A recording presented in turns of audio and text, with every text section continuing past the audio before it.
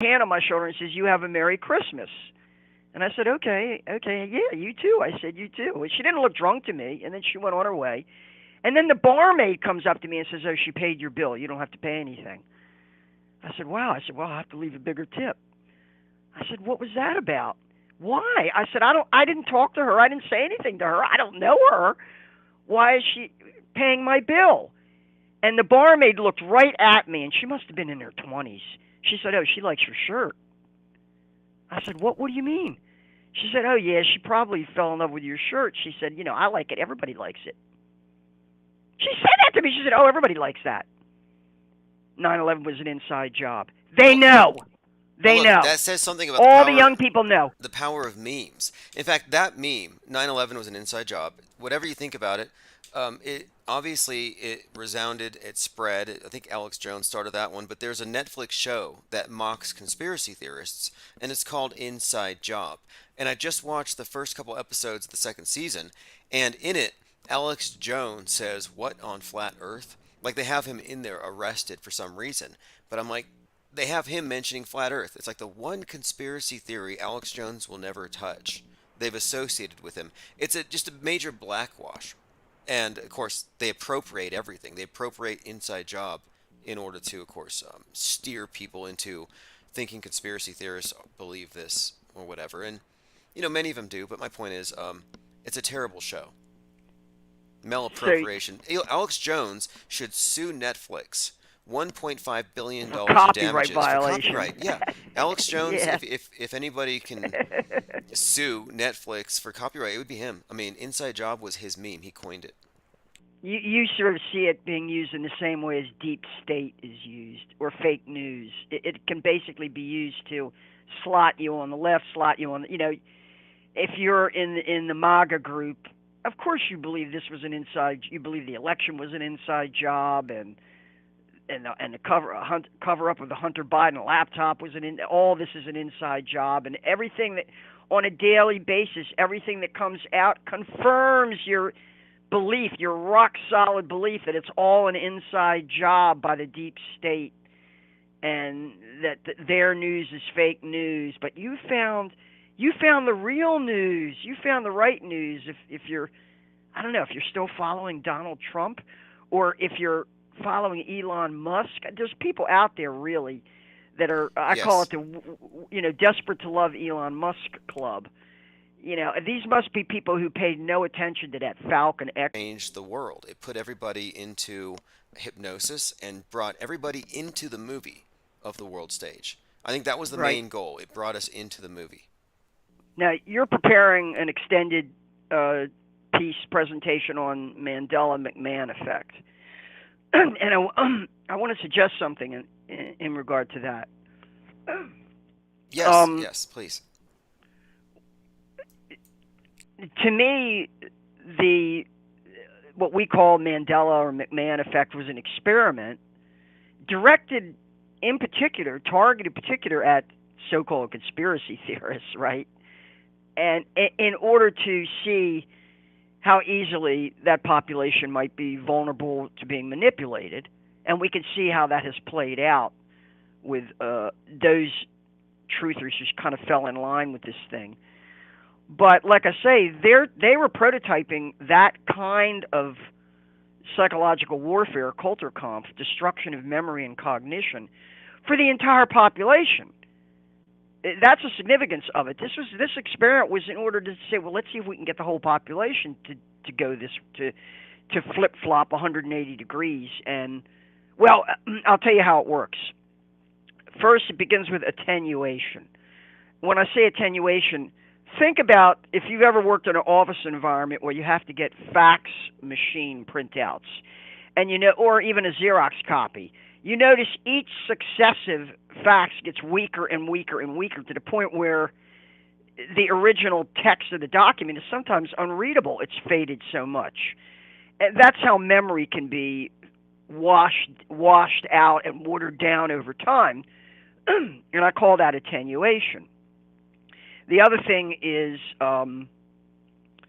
uh, what am I speaking? Oh, the other thing is conflation. Conflation is where you can take two completely unrelated things and somehow or other mix them together and confuse them in people's mind. And there's also that part of conflation is Yeah, there's a term for confabulation. that. When it comes to conflation, it's retroactive interference. Like, for example, you may not have a memory of Jiffy peanut butter. You have a memory of Jif. But when somebody says, was it Jif or Jiffy? They're actually retroactively interfering. So now when you go back to recall that memory, you're including the new thing they just threw in there. And now Right, there's ambiguity and the right. So appearance of ambiguity, rather. right, confusion, chaos and confusion. And so King Herod the Great, it's Christmas time. King Herod the Great ordered the massacre of the innocents. Oh, yeah, just like when Pharaoh ordered the massacre of the firstborn Hebrews and Moses was put in a basket. Or like during the plagues in Egypt when the angel of death passed by the doors.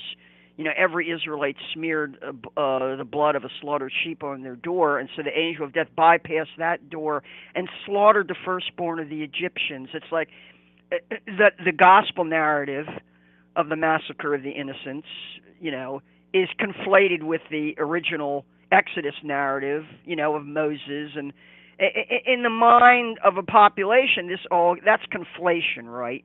You can almost confabulate a whole new narrative based on a rewriting or a reworking of the old narrative, and then so we have attenuation, which is a weakening of memory, watering down of memory. There's a great film by Christopher Nolan called Memento that if anybody in the listening audience has not watched it, you've really got to watch this film Okay, to understand. Memento. Yes, Christopher Nolan's a big metascripter. He's been termed the Kubrick, today's a contemporary Kubrick. If Kubrick had a mantle passed on to anybody, it would be Nolan. And Nolan's Yeah. connected to Nathan Crowley, related to Aleister Crowley, explains a lot of the synchromysticism and symbolism in his movies. But yes, Christopher Nolan is also behind the new movie coming out about the Manhattan Project that's going to come out next summer, Well, which they'll is invent a whole new history. They'll invent a whole new history for that. Or either that, or they'll recapitulate the legend of General Leslie Groves, and J. Robert Oppenheimer, well. and Do you know Enrico the date? Fermi, and Check this out. The date of for that the we release. entered, the date we entered the nuclear age was July 16th, the Trinity test, and I'm thinking that's the date that Apollo 11 left from Kennedy Space Center. That's the date JFK Jr. died. That's the date Eyes Wide Shut came out. I mean, everything from fake space to fake nukes has this Kubrick connection, and that's why it's very significant that Christopher Nolan would be producing Oppenheimer. Yeah, the other film by Nolan that I would recommend is The Prestige, which I guess was made back in the 1999, maybe in the 90s. And The Prestige is it's kind of hard to explain. It's basically about magic. Well, it's about the world of illusion and magic tricks. Doesn't It's it about involve these two. twins? Well, that's the thing. They're rival magicians, but they use makeup to kind of impersonate each other. That's one of the subplots of the film. It's very complex, but it's about the world of magic and illusion in the late 19th century, and they even David managed to bring. Bowie. David Bowie plays Tesla, and remember, Yes, he plays and then Nikolai Tesla, then right? the And Tesla is sent into space with a David Bowie effigy in it. Very interesting connections there. It all ties in though to Kubrick and the big deception makers. And I think if anybody is going to be the visual artist or director behind the fake nuking to come, it's going to be Christopher Nolan. yeah, so returning to the Mandela McMahon effect as a sort of archetype of what they're doing with society as a whole in reinventing memory or wiping it out or turning it into its opposite. So we talked about attenuation, conflation, confabulation, and finally inversion. By that I mean they will literally turn something into its opposite. So this is, Donald Trump. He saved us. He saved us with the vaccine, or is he responsible for the death of 1 million people? Which is it?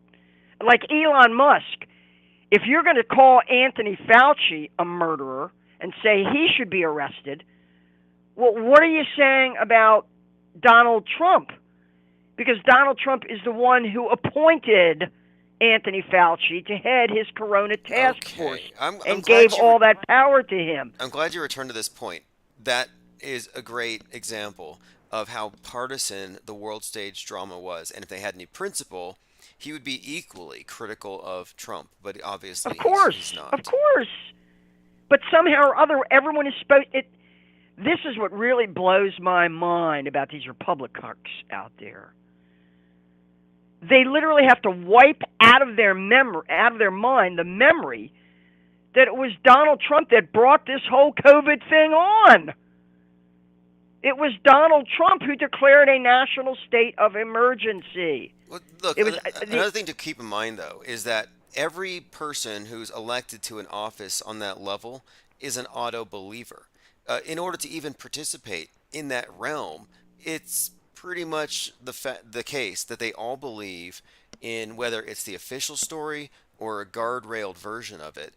They're all world stagers, and the world stage actors are they're just insulated. I mean, they appear to be naive. They appear to be inconsistent and spineless, but I think they're just super insulated and they have very little real autonomy. Quick, I want to get your comment on this before this crypto creep guy, Bankman. Um, he's saying they say he's just been arrested. yes, he's been arrested. He And says I screwed up, but billions of dollars are gone, and this is just some standard scam.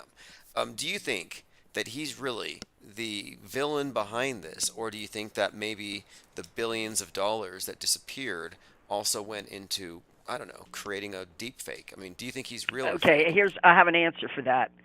This this earlier this evening, I went out for barbecued ribs at this place called Texas Roadhouse that does really cheap but really good pork.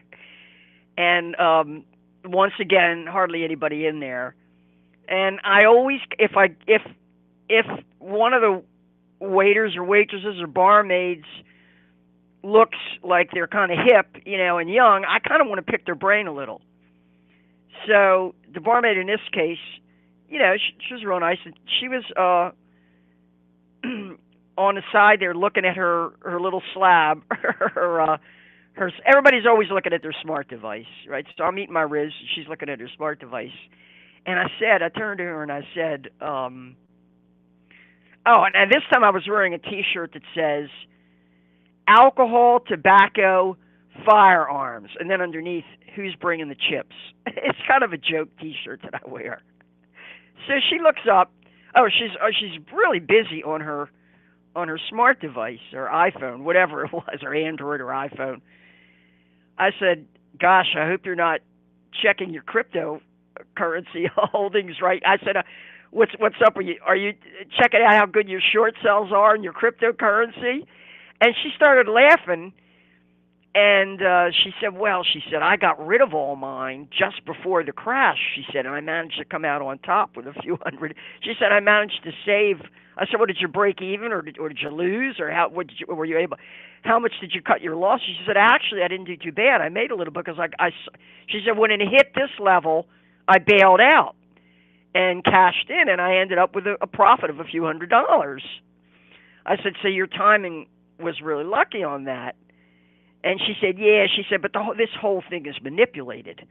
I said, so I looked at her. I said, do you think that this Bankman-Fried business and the FTX stuff, do you think this is all staged? She says, oh, yeah, they definitely want an excuse to be able to take over cryptocurrency markets and regulate them and impose a central bank digital currency on all of us. She says, of course. I Okay, couldn't see, believe it. okay, look, She's explaining this to me. She's explaining this to me. this is why She knows. I like open phones because you find out that a lot of people can automatically see through the BS, and they are far more aware than than the hoaxers themselves would know. But Bankman taking the fall on behalf of crypto, being used to bring about new levels of regulation, he is to crypto what Alex Jones is to To news Sandy media. Hook. Yeah, Right, to news media. uh-huh, Right, exactly. exactly. We're going to make an example. We're going to show you who's in control. But when they do this, it seems to me all they do is show how weak they are. Well, how weak. Yes, they have the physical power. They have the physical control. They can issue decrees. The Fed can raise interest rates. They can do all of these things. But they can't force people to believe it.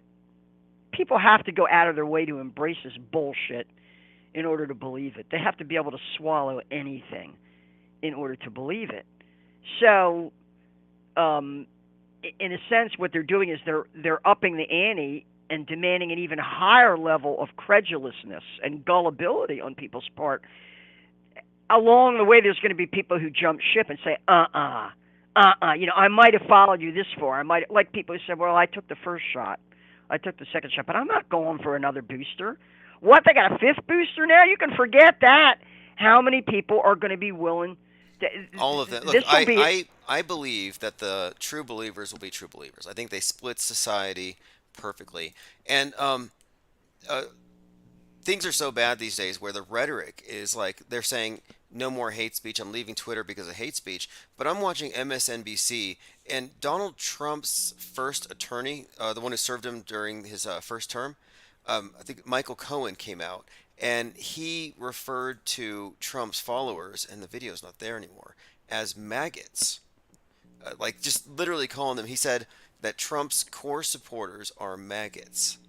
What do we do about the maggots? Not MAGAs, not MAGATs, but like I'm just saying, it's just fascinating how it's supposedly about well, free look, speech, but you you're can, predicting a civil war scenario, well, or yeah. at least a simulation of a civil war, scenario. Is that what you Look, think they're tonight going to as we state? speak, there I believe maybe it's in Austin, but as we speak, you have the Fed boys and the Patriot Front lining up against the drag queen and the left and the right, just out there on the streets, armed on both sides. And that's one of the new developments. The day of the Club Q shooting, Alex Stein was protesting a drag queen event, and there were armed Antifas there, and he was mocking, as others were. They were mocking them for having guns, saying, "Why do you need guns?"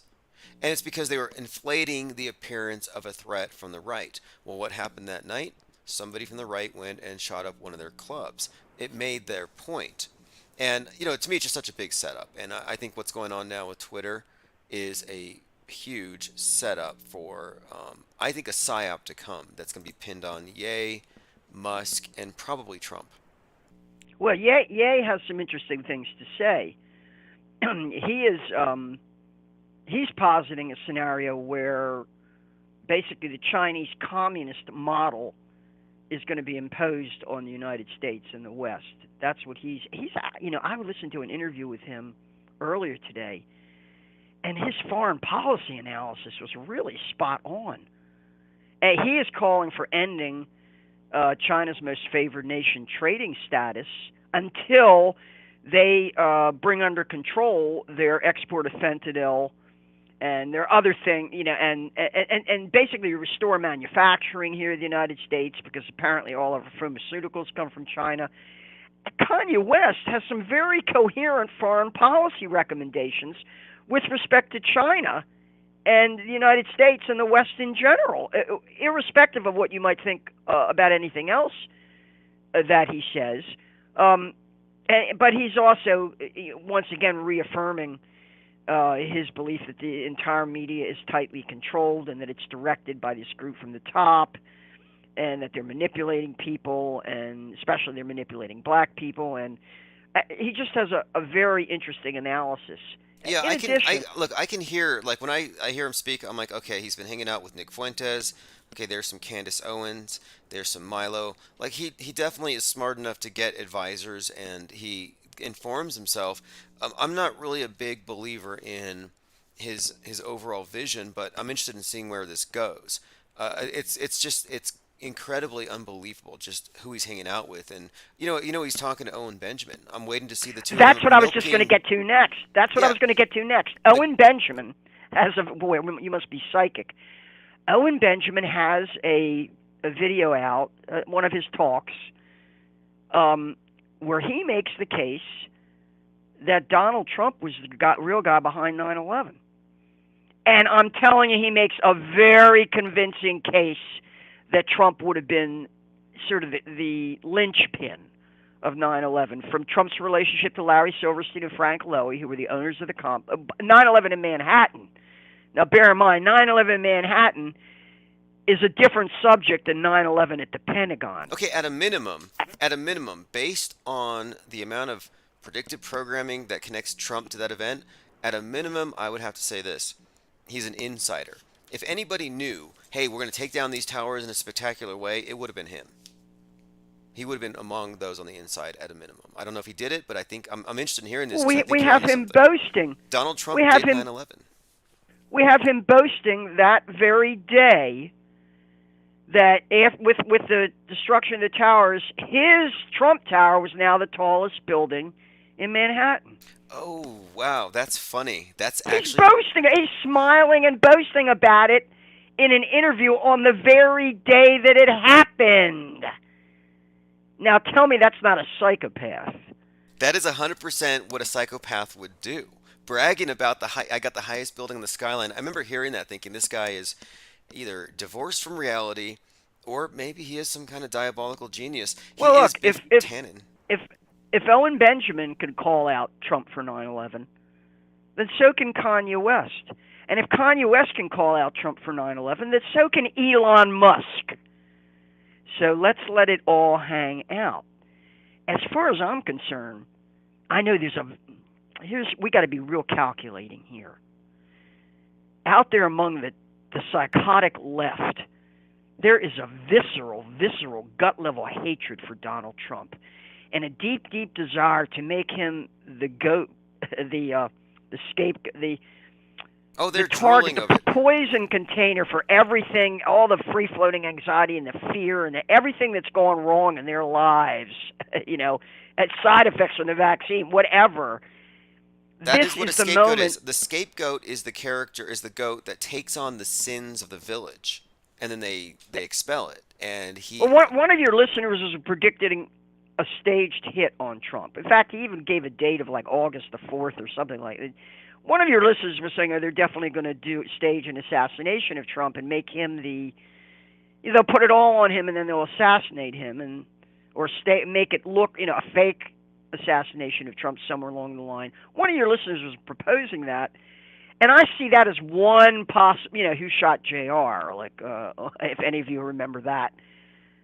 I see that possibility in the script as well, putting it all on Trump, because what is this about really? What happens when a society breaks down? What happens when people can't afford to keep their businesses or their homes, or their kids become drug addicts, look, what or you're talking about is very consistent. blame? It's the blame game. Everybody's going to be looking for who and what to blame. No, I think you are onto something here because I've been doing some research into the Fraser's Golden Bow and these ritualistic killing of the king, where if the Yeah. country's not doing well, they kill the king and bring about a new one. That the Well, that's James Shelby Downard as well. James Shelby Downard brought it up in the context of JFK, and if you look at Right. how much the JFK, the whole, I guess not really the family members themselves, except for maybe Robert Kennedy Jr., but the whole Kennedy mystique has been attached to Trump via QAnon and their worship of JFK Jr.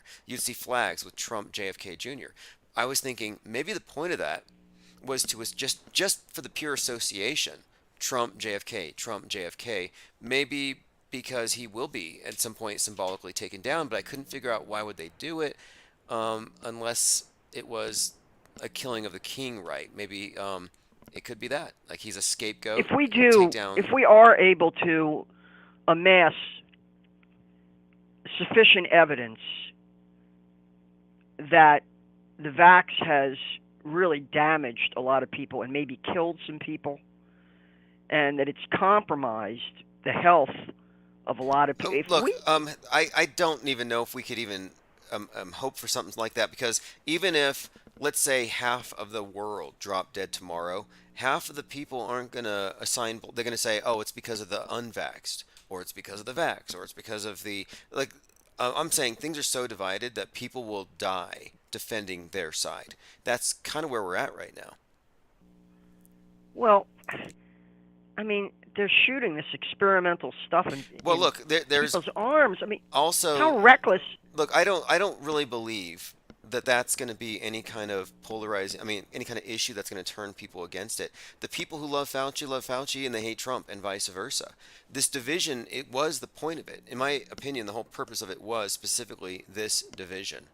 Well, then Fauci is Trump and Trump is Fauci. What are we talking about here? Trump could have fired Fauci the first day when they came to him and said, we want you to shut the country down, declare a national emergency, corona epidemic, and basically it's going to greenlight all the governors to declare lockdowns, to close businesses. Look, they were When they all. came to him with him, he gave up all presidential. Yeah, when he declared that state of national emergency, he essentially said, "My presidency is over," and all authority is handed over to the Federal Emergency Management Agency (CDC) and the Department of Homeland Security. This is a state of national emergency. Yeah, look, Essentially, I remember that whole thing, and they put Trump in front of it, and he made sure that all of the patriots who might have resisted had a pacifier, which was the Q, which actually kind of looks like a pacifier if you look at the Q symbol, which could have been the real meaning of it, because trust the plan, don't resist. Anyway, thank you very much for taking for calling. We are reaching about the 90-minute mark here. Um, yeah. Let me. I should go anyway.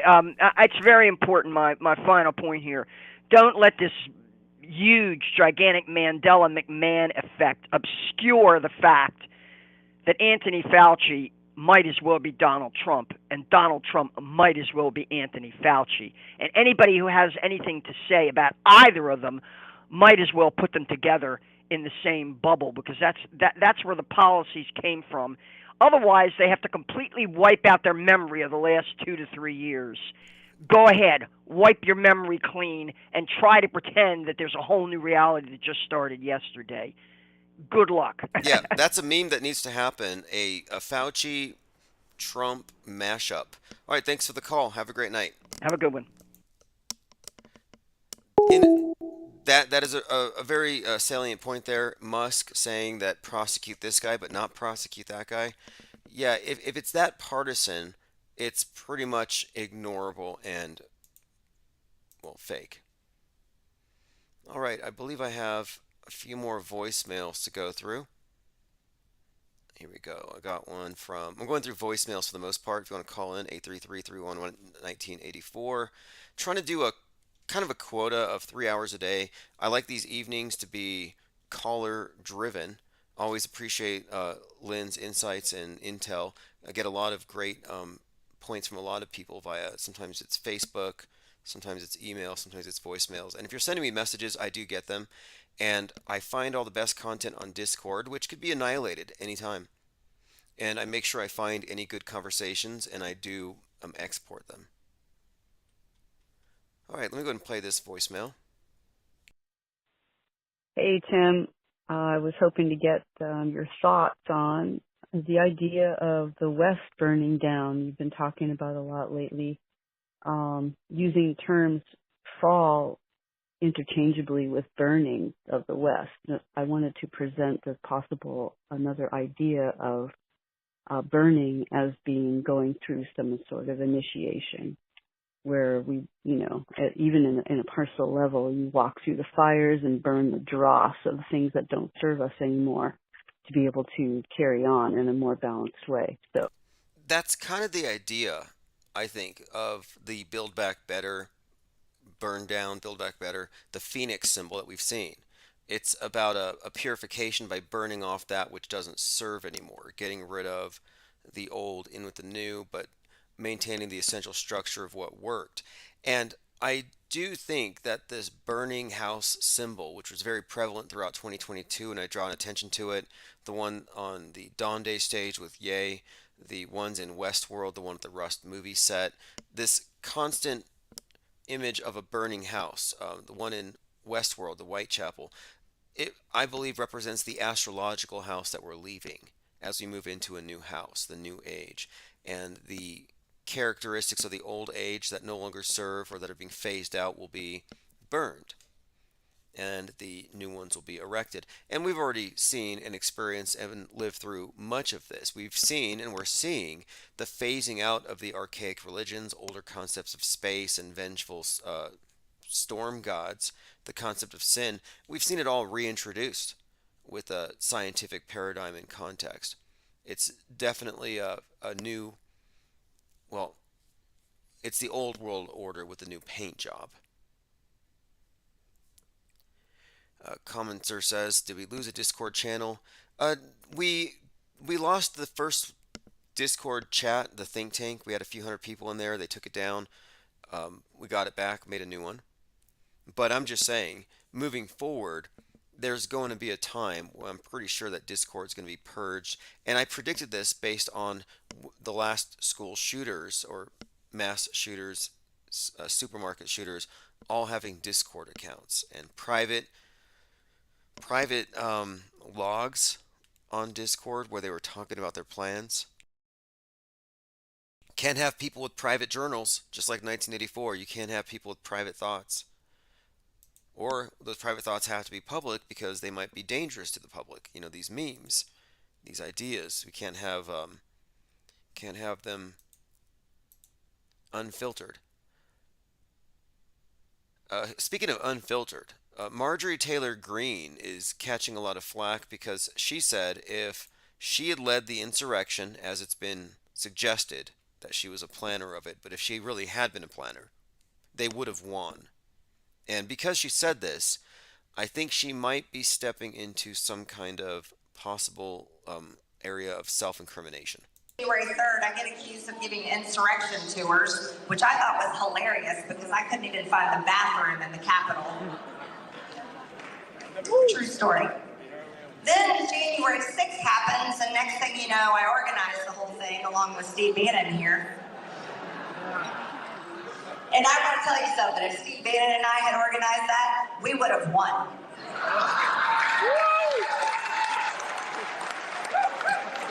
Not to mention, it would have been armed. We would have won, not to mention it would have been armed. Fascinating. Now, according to some of the January 6th recordings, Trump had said something about turning off the mags, a reference to the metal detectors, meaning he wanted his armed people there. And they said, can't turn off the mags. People are armed. And Trump said, they're not here for me. I mean, you could take lines and quotes out of this entire thing, and it's not looking good for Trump. Although I think that this is the next thing. A lot of the QAnoners believe that, the first couple of tweets or Q droppings, one of the first droppings, the popcorn, the truth or chicken feed, had said, the first arrest will shock the world. And the nonners all thought this meant Hillary Clinton is going to be arrested any day now. Well, since then it's changed. And you may just dismiss this stuff, but remember, the first Q drop was 10/28/2017. 1,776 days later, the Queen drops. Like, there's a connection here. It's part of the storyline. The first arrest to shock the world, anyway, is believed to be Trump. And recently, I believe at Mar-a-Lago, a lot of these palm trees were removed. And the speculation is that when they raided Mar-a-Lago, and this was on 8/8, there was some kind of presence there, the FBI, but you couldn't really see it because the trees blocked it. And it looks like, according to some, they're setting the stage there for his coming arrest to be very televised, and this is meant to be some kind of incitement, and it will drive the Qs crazy. If it doesn't, if the QLA doesn't wear off in time, I mean, I got a question. Like, if you go cold turkey, or you stop following the Q drops, or he stops dropping these things, how long until you're no longer a believer, hanging on for the next drop? Same thing with Mandela effects. Like, when was the last, verifiable Mandela effect? Like 1997? Are there new effects? That's kind of problematic for the future of that. But with the Q drops, how often do they need a hit to stay on it, to still need it? I'm kind of wondering. Like, are the QAnoners still so addicted to hopium that they will try to overthrow the government to save Trump? Like, I'm kind of curious to see, like, what is this end game? Or is 1/6 all the storm that we're going to get? Some drunken beer belly Viking walking into the Capitol with a spear. David A. Pryor says, there are thousands of Mandela effects and plenty of new ones. Yeah, I found a new one today. Let me think. It was, oh, yes. The word politicization can be spelled with an S or a Z. Now, it depends on where you are in the world, but they're both right. However, to the Mandela effect, that is evidence of a splitting in reality, a separate timeline. Twilight Zone stuff. I don't buy it. All right, let me continue to get my scroll on here. In flat Earth news, the boxer, is his name Carl Fromm? This is a boxer. I believe he had something like 33 wins.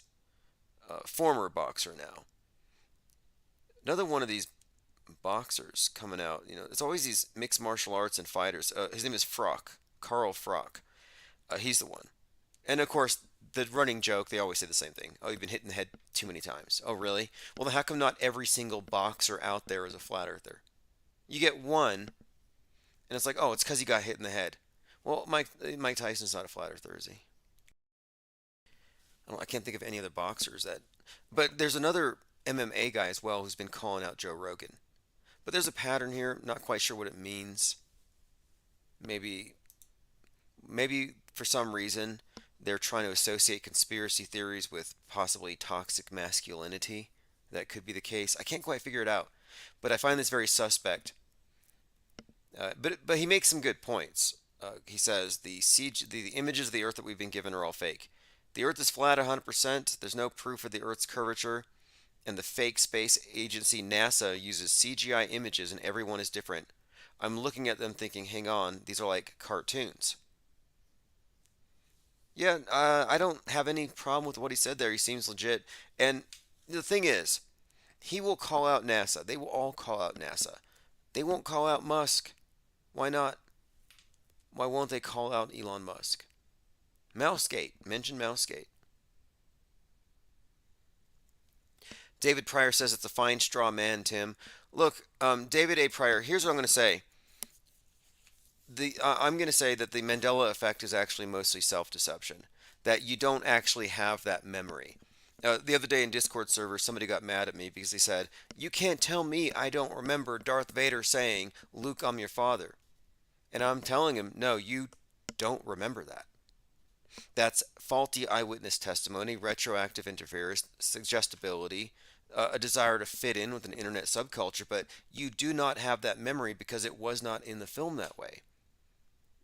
You have a false memory. And this is science. I mean, this is a science. There are many studies that go into this that explain how it happens.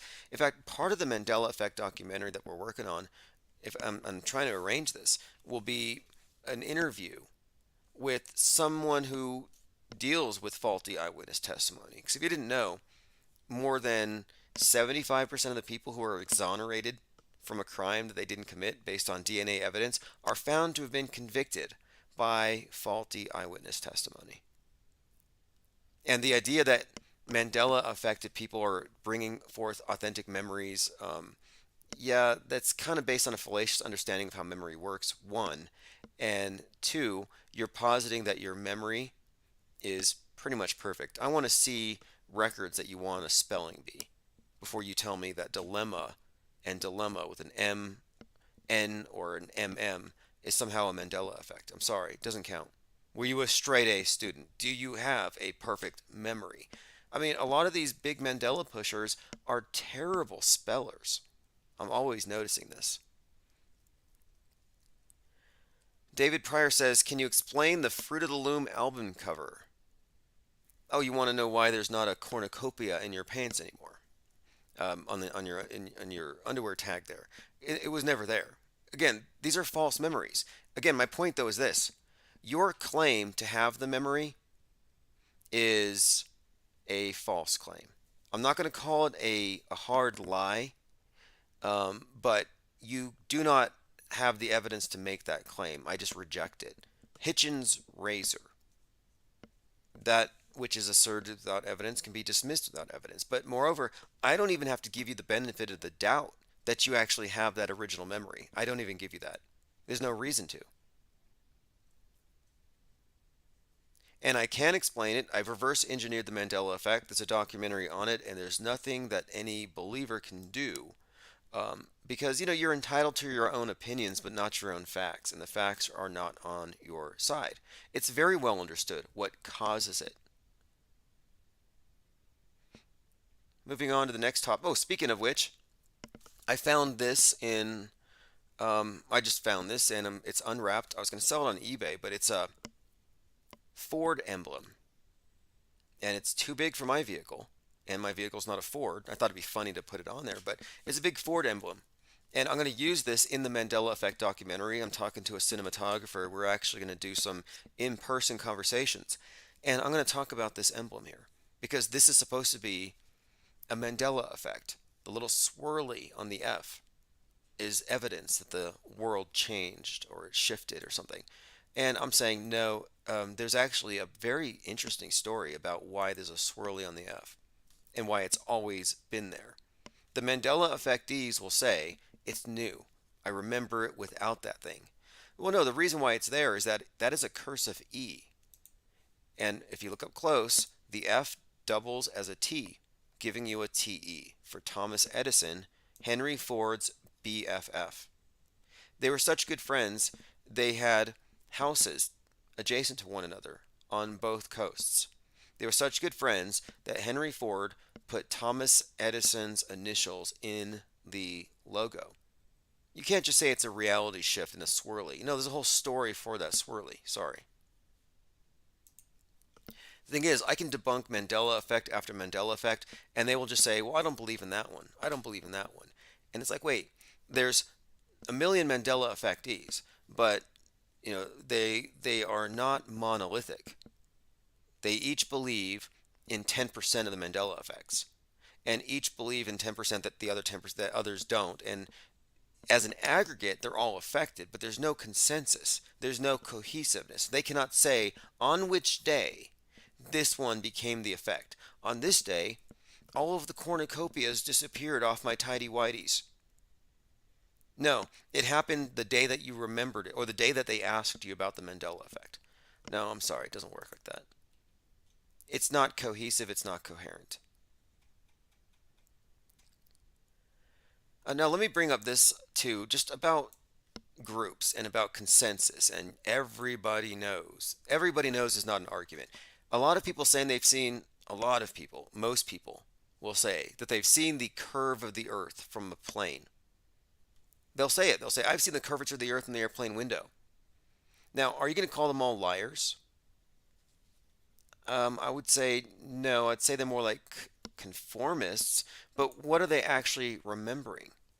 Because if you've actually been in a plane and you've looked out, it's pretty much a pancake. You don't see any curve. You're not high enough to see the curve. It's not physically possible. Another topic that we're dealing with alongside the Mandela effect, and I think it's a parallel topic and it's propped up by many of the same logical fallacies, is the belief in the International Space Station. And again, I think that the International Space Station is propped up by hearsay, non sequitur fallacies, and really ad populum. It's very clever. Look, this is a Jedi mind trick. It's very clever, and it really takes a precise deconstruction to really understand how it works. You really have to take it apart piece by piece. Why do people believe there's an ISS? Most people will say, I know somebody who knows somebody who saw something, or I saw a light.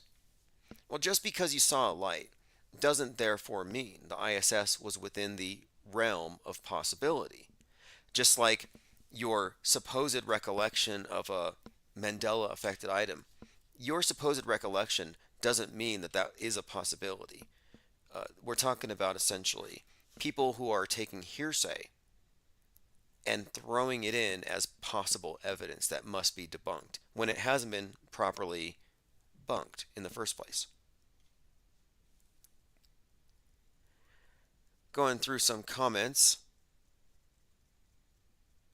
Now, look, I know a lot of people are pro Mandela effect because it's an interesting topic. It opens up conversations. You're talking about questioning the nature of reality, auto hoaxing reality, but I do think, and I agree with the caller, Lynn, who said that the Mandela effect seems to be some kind of targeting, gaslighting operation. And I specifically think that it was created to target the people who notice that the news is fake, people who notice patterns. I think it was there to discredit eyewitnesses. For example, Oh, I don't believe there were any planes and nobody died. Yeah, well, those are factual observations, fact-based observations. But if I also say, and I also remember Ed McMahon passing out money, and the logo on my underwear changed, and the lines in the movies keep changing. Well, I've just admitted that in my worldview, reality is shifty. Well, if reality is shifty, then can the news be fake? If reality's fake, can the news be real? I mean, I'm just saying there's kind of a conflict there. Either you believe in objective reality and you're calling out the news for distorting it, or you're saying there is no objective reality. And if you're saying there is no objective, then why are you even bothering with the nuance of fake news? It seems to me like a major misdirection operation, not to mention time wasting and gaslighting operation.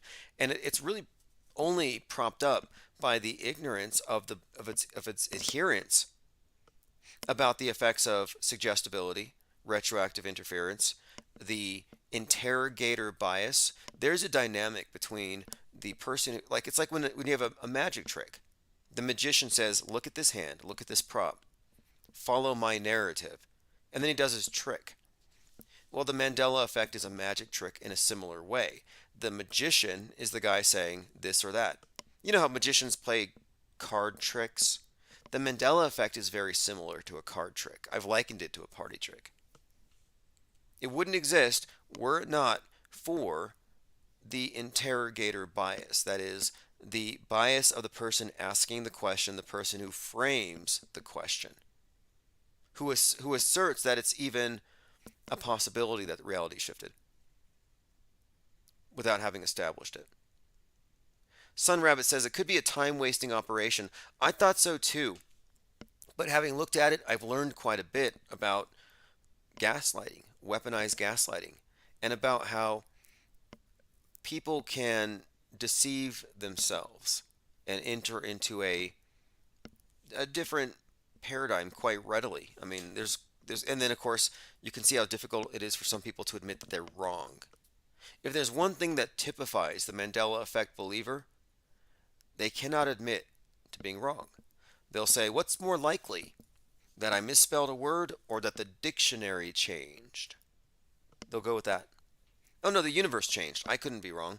No way I made a wrong turn. I'm pretty sure the city layout changed." It becomes very solipsistic. I think in many ways, it's the definition of madness. It's total subjectivity.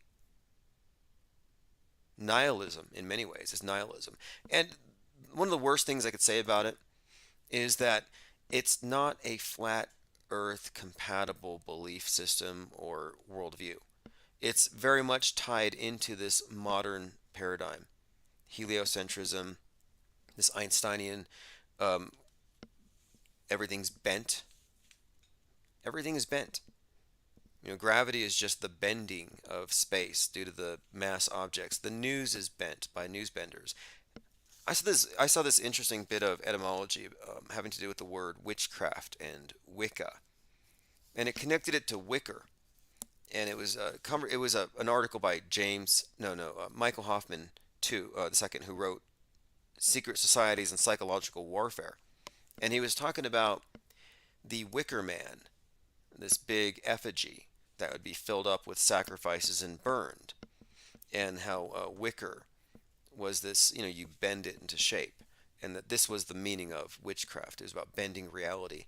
And I think that really fits, because what do they do to establish the very premise that the world that we're on is finite and it's in space? They bend, they curve what isn't curved. Reality's bent. All right, let me go ahead and continue. This is a great article from Psychology Today. Doom scrolling and the manipulation of anxiety. Says the amount of fake news is now at a high, and the dissemination is a dramatic situation that can only be likened to a dark age. Now, yesterday I was talking about this new dark age that we're entering into, how the metaverse is really about ignorance taking us out of the meatverse. It's the new wool over your eyes. It's the new hoodwink. that the Masonic secret societies are putting over the heads of the masses. The wilderness of darkness that they describe in their initiations, that the uninitiated inhabit, that is the space age, outer space, infinite darkness, ignorance, which is what darkness symbolizes. It's why on the Devil Tarot card he points the torch down, extinguishing the light, the opposite of enlightenment. The torch being a symbol of enlightenment, being inverted, of course, endarkenment. And on that card, the tarot card, and these are all very symbolic. If you look at, and you can't really understate this. The playing cards, 52 cards, 52 weeks, 4 suits, 4 seasons. It's all connected to the same sun worship cult. And the majors, like the devil, for example, are just chock full of symbolism. And the devil with the torch of endarkenment is squatting on a black cube, like the monolith of Kubrick or your black iPhone. And chained to this cube is man and woman. And they're not tugging at their chains, they're enjoying themselves. And that's where we're at. The devil has everybody in that sense, the devil being a symbol of matter dominating over spirit, or in metaverse conquering the meatverse, fake conquering real. Now, let me go back to this article here. It says we're going into a dark age. No, we're already there. It goes on to say another recent study suggests that while relying on the user to sort out the credibility of news is likely to have limited effectiveness, it was found that people tend to have a passive consumption of news and a passive attitude to the acquisition of news stories. I've talked about this as well. I've noted for some time that people believe 100% of the news they don't watch. There's too much of it. They just assume it all to be true. It's real until proven fake. Like 1 in a million stories is fake, like Jussie Smollett. But the rest of it, yeah, that's real. Sorry, but it's fake until proven real, if you want to be logical. But the public has been conditioned to be the opposite of logical. They accept every false premise. They are passive consumers of news and passive believers. They are auto believers.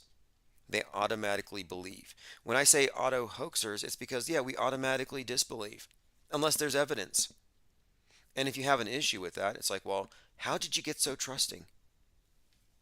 How do you live? Goes on, this is again Psychology Today, doom scrolling and the manipulation of anxiety. Quote, this work analyzed fake news as if it were an infectious pathogen. In 2019, I was saying, note how the mass media is starting to refer to ideas, and they're talking about memes and misinformation as though these were diseases. They're using the language of epidemiology to describe words. And again, Richard Brody invented Word, created Word, virus of the mind. Yeah, they've been setting us up for this. And then here's Musk setting, he basically created an infodemic with Twitter. That's what they're saying. Now, this study, again, this is Psychology Today, quote, analyzed fake news as if it were an infectious pathogen. You're telling me that a fake moon landing isn't an infectious pathogen or a damaging malware for the mind? Any kind of a lie, any structure, any sort of construct or augmentation could be considered malware, maybe, if you want to look at it from this perspective, not just the quote conspiracy theories. But you'll see how partisan this is. Like, in a way, this is very telling. They're telling on themselves. They're admitting that fake news is basically very infectious, very toxic, but they don't include themselves in the fake news. Now it goes on to say, the social media companies act as hosts to the virus, and the social media users who share the news are the herd who get infected. The degree to which pathogens spread depends on how much contact there is between the herd members and how much they share. The conclusion?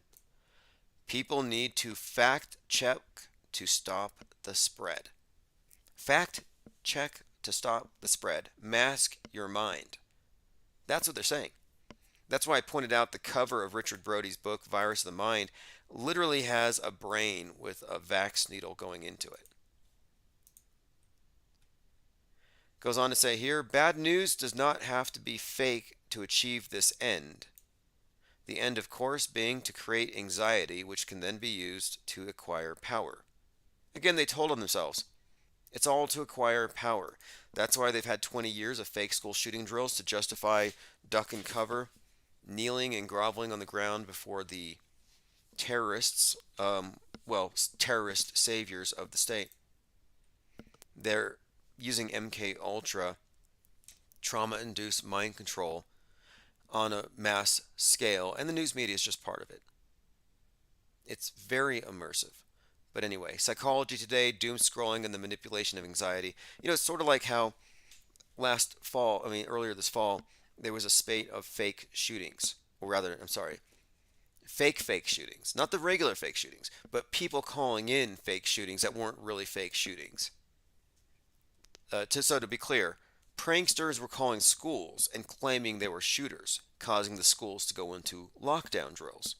The ones they do anyway to terrorize the kids, but these ones were unscheduled lockdown drills.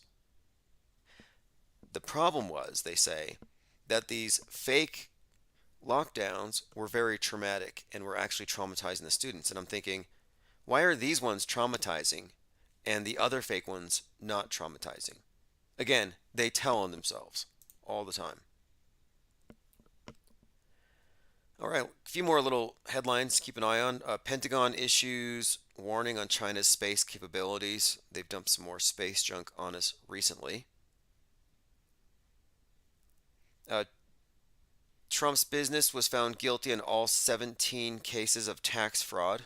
17, another Q thing. Here's an interesting headline, and this ties into my analysis of Kanye West / Ye back in January when I said he was going to have a public fall from grace. Here's a headline. Kanye West's hate-spewing career tanking descent through the alt media. There was always another low-rated cable show, another podcast, another website willing to host the fallen star. All scripted. If you ask me, I don't believe he's actually fighting the system. I think what he's doing is like Alex Jones. I think these are saboteurs. I think these are free speech saboteurs, and it's going to work into this Elon Musk infodemic agenda. William Shatner explains why his trip to space was horrible. Again, they're trying to convey to us that from outer space, from God's eye view, things aren't looking very good. It doesn't make sense to me. It's like from up here, things look really bad. Down here, it doesn't. But from up there, you can see the global warming. It's like saying from across the street, you can tell that your neighbor's house is just a mess inside. It doesn't make sense. But they always bring this up. They say from outer space, the Earth looks like it's about to die. And William Shatner said he felt like he was at a wake, that Mother Earth was dead. He says all he saw was an immensity of death. Fascinating. William Shatner opening his mouth about the life-changing trip to the edge of space and why it freaked him out and turned him into an environmentalist. Now, if you don't know the history of the blue marble, in the late 60s, there was a group called the Whole Earth Movement. Stephen Brand, and the whole thing was basically NASA show us the whole Earth so we can tell people that it's suffering, so we can show people how fragile it is, and they will become environmentalists. This has been the case from the beginning. In fact, there's this group, it's called Space Buzz, I believe, where it's virtual reality, bath salt, or not bath salt, it's like some sort of a flotation tank where you're wearing a VR headset, and then you go through a virtual reality experience of seeing the Earth from space. And the idea is that you come back down and you are now suddenly an environmentalist effect.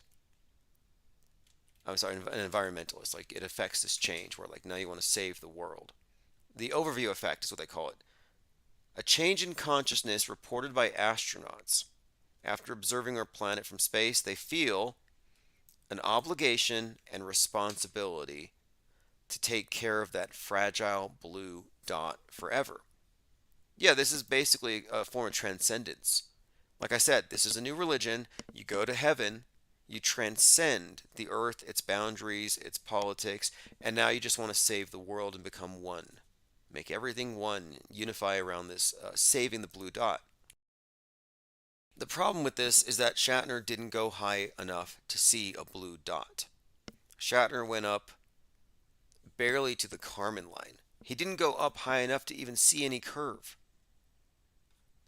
Now, this overview effect seems harmless enough, but think about the school shooting drills, mass mind control, targeting the youth, convincing them that there's scary gun owners everywhere, but you can trust the state and their SWAT teams with guns.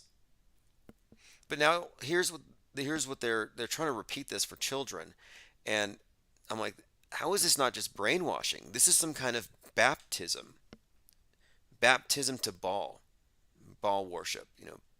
This is literally that, because if you look at I think it's called, yeah, Space Buzz. It's basically virtual reality. It says here, the VR technology can elicit awe-based experiences. Again, awe-based experiences. If you notice, the astronauts not the NASA astronauts, but on the private space flights, whether it's Branson or Bezos or Musk, whenever they send civilians up into space, the instant they look out the window, you don't see out the window because they're in a simulation and they can't show it to you. But they show you the faces of the astronauts looking out the window, and every single one of them will have their mouth wide open, dangerously wide open. And it's to convey that this is so awesome that their jaws just drop. But they overact, all these space actors. But anyway, it says here, researchers have found that the VR technology can elicit components of awe-based experiences and induce cognitive shifts in participants' world views, similar to the overview effect. Goes on to say here that it turns you into an environmentalist. It says here, Virgin Galactic officials cite the overview effect as a motivation for carrying people to the edge of space because it changes the way people think about the world. It says, critics note space travel needed oh, this is bad. The critics say traveling to space to experience the overview effect itself involves significant environmental pollution. That's kind of par for the course. They're polluting the heck out of the environment to get you to go up high enough to think you got to save the world. And then you have the climate summits where every one of these climate fanatics flies over there in a private jet. Meanwhile, the true believers, the low-rung, rank-and-file cannon fodder, are protesting against private jets, setting themselves on fire to protest private jets. Meanwhile, the people who are fighting for their cause are, well, private jets. Here's what William Shatner said. He said, I was in grief for the earth. I saw more clearly than the slow death of the earth and we on it. My trip to space was supposed to be a celebration, but instead it was a funeral. The vicious coldness of space and the earth below filled me with overwhelming sadness. Every day we are confronted with the knowledge of the destruction of the earth at our hands. And then this is the point I wanted to bring up. Early photos of the earth taken from space inspired a mild version of the overview effect in earthbound viewers. The images of the earth, because it is the image of the beast. It is the earth god. The image became prominent symbols of environmentalist concern and been credited with raising the public's consciousness about the fragility of the earth and expanding concern for long-time survival on a finite planet. They showed you the blue ball in your black cube, and now you believe you're on a finite planet and we have to save it. This image, though, that's the thing. The image changed people's view of the world. I mean, to me, that's really what the space program was. It's a psyop to change your worldview. And that's why I bring up Kubrick, and we talked about Christopher Nolan and other meta scripters. Their role here is to shape our mass worldview. And you can see how space or 9/11, these are all interconnected. But when I look at The moon landing, for example. Why would they fake the moon landing? Well, to pull the public through the screen, to merge you with the monolith as depicted in 2001 Space Odyssey. The reason why they faked the moon landing was to pull us closer into fantasy. One. Two, it's a miracle that validates all of their science. And then three, of course, I think ultimately it's about the this cognitive shift that tells us we need to save the planet. Let me catch up on your comments one more time. We are on a new schedule, morning and evening, probably 90 minutes. Sometimes we'll go over, but the evenings I'm trying to reserve for voicemails. So if you want to leave me voicemails, I will respond to all of them. 833-311-1984. And of course, callers. We will leave this open for callers. There's been lots of fascinating stories going on right now. Orion splashes down in the Pacific Ocean, completing the Artemis mission. Was it like 50 years to the day? It's all a calendar. It's all an occult calendar. It's all based on the personification of the sun. They dress it up with science, but the same old rituals. Artemis is, of course, the Greek version of Diana, twin of Apollo. Quite a lot to go into there. Now, this is kind of a story I wanted to touch on really quick because we often talk about chemtrails. Well, airlines, now this is interesting because it's another one of these partisan things, which is why I don't think it's real. On the left, they're scared of the sky, they're scared of the environment collapsing on us, climate change. But they don't believe in chemtrails. They think that's crazy. On the right, they think climate change is crazy, but they believe in chemtrails. Then if you get to a chemtrailer and you ask them, what are you really against here? They're saying, well, it's not chemicals. It's a bad name. It's a misnomer. It's not chemtrails. They're actually modifying the weather. It's geoengineering. So most chemtrailers, if you back them into a corner, they're against geoengineering. And what are the climate change believers so worried about? Man changing the climate. Kind of a reckless form of geoengineering. But I remember Greta Thunberg was talking about why she took a rowboat across the ocean to the UN and she doesn't fly because flying is bad for the environment. And I thought it's interesting how there's no agreement between the environmentalists and the chemtrailers on much, but they both agree that planes are the problem. The environmentalists are saying that the planes are destroying the environment, and the chemtrailers are saying that the planes are destroying the environment. Well, here we have it. Airlines have confessed contrails are a major climate problem. Now, they're not saying chemtrails, but they're saying that the contrails, which is my point of it is, the official explanation is you're looking at condensation trails. Those are called by chemtrailers chemtrails. But whatever you want to believe that they are, scientists agree that they are modifying the weather.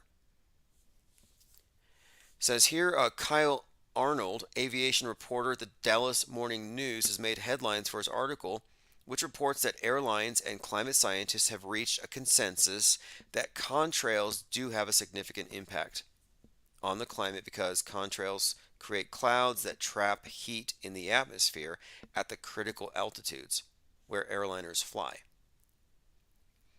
says here, to be clear, because this is a liberal site, contrails are frozen water vapors and carbon from jet emissions, not chemtrails, which is a demented conspiracy theory not worthy of serious discussion, similar to Marjorie Taylor Greene blaming Jewish space lasers for incinerating California forests. In other words, we can all talk about the problem of airplanes heating up the world and destroying the weather, but you have to make sure you believe it's because of contrails, not chemtrails.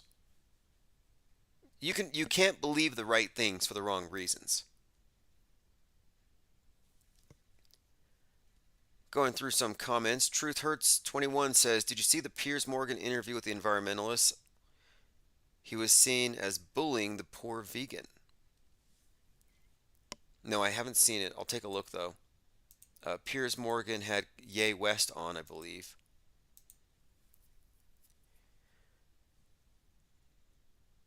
So many fascinating things have been happening recently, but I don't want to get too much deeper into this. We'll continue tomorrow morning. There's so much. Long March rocket from China breaks up into a huge cloud of 350 pieces of space junk. Space Wars is kind of heating up on the sidelines. They have so many of these, Illuminati playing cards in the mix. But look, here's another example of why I'm saying here that the Twitter exodus is preparation for some kind of internet lockdown, and Musk is some kind of free speech saboteur. He's not a free speech absolutist. He's here to destroy it. Elon Musk tweeted a white rabbit, which is basically it's a dog whistle to the QAnoners. They say follow the white rabbit, refers to Alice in Wonderland, refers to adrenochrome, all kinds of stuff. But yes, his tacit endorsement of this is taken to be some kind of sign that he's on your side. But as Lynn pointed out, he's only critical of Fauci, not critical of Trump. And that level of partisan um, uh, uh, side taking is just, to me, it's an indication that you're not looking at an authentic rogue being. But, put your hope in world stage figures if you want. One other thing here, and this surprised me, it's either a lack of insight or it's staged. But Musk went out onto stage with Dave Chappelle. And now both of them have been getting in trouble for being critical of trans and pronouns. Musk goes out, and I think he expected everybody to kneel or cheer, but apparently it was mostly boos. And he walked off the stage. I think he was a little miffed. So there's a point here where I think sometimes they believe their own hype.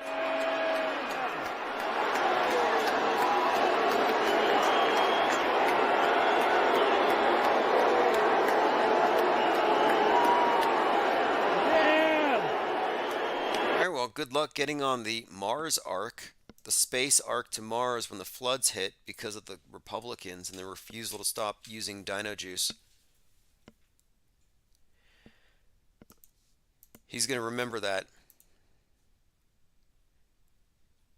Here's something, this is great. There's just so much great stuff going back. Retro auto hoaxing. Here's a photo from Michael Collins inside of a zero-G airplane.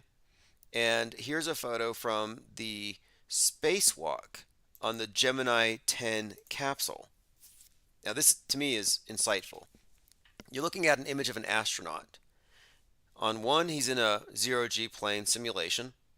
In the other photo, he's outside of a spacecraft doing a spacewalk. All right, two different scenarios. The thing is, it's the exact same photo. One of them has the background taken out, and it's in, quote, space. Same photo, 100% match. And the more you look into the look, here's the thing: 8% of the population know the moon landings were fake. What's the difference between that 8% and the 92%? The 92% haven't looked into it. That's the only difference. And if you look into it, it all falls apart. That's why they don't want you to look into it. That's why we look into it. And this is some vintage auto hoaxing here. Look at this. Same photo. And what I'm suggesting here is that all of the spacewalk footage you see is filmed underwater. And they just green screen out the scuba divers most of the time. Sometimes you see the scuba divers. They screen out the evidence that it's a scale model in a pool. They haven't changed a thing. They've been doing the same techniques. They just haven't advanced. And to me, that's the reason why the space station is going down, as I often point out here. It has to. It has to go down. If you ask me, the main reason it has to go down, it's because they can't bring out the next iteration of special effects on the same space station. It wouldn't make sense.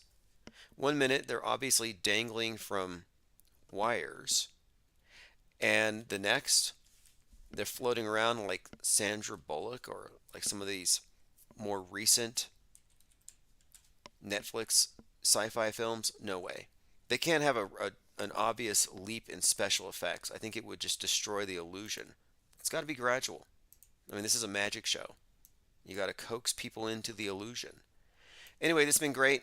This is Solemite Fly Auto Hoax. I'm going to return it to the 24/7. Archives will go out. If you want to be on the newsletter or get text alerts, go to ips.monster. Ready, real.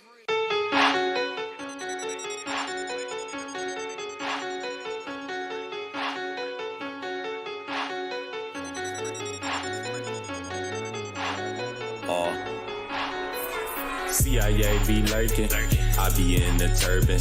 Little ones stay cursing, older ones out twerking. Talking about lack of education, streets are always dangerous. Bluetooth speakers playing, do you really hear what they saying? Do you know what that mean? Are you down for the team? They speak through signs and symbols, you can learn about these things. Live by 9/11, Club of 27. Once you think that they in heaven, nah bruh, it's a legend. It's all according to the code. Them Illuminati with my mind, body, and my soul. That's why they snatching bodies, everybody in a Holly Grove. Deception is a hobby, switching roles with the auto clone. We call that an auto hoax. Man, what you trying to prove? Don't you know we've been around the globe and been to the moon? Get it, that's an auto hoax. You're tripping, times two.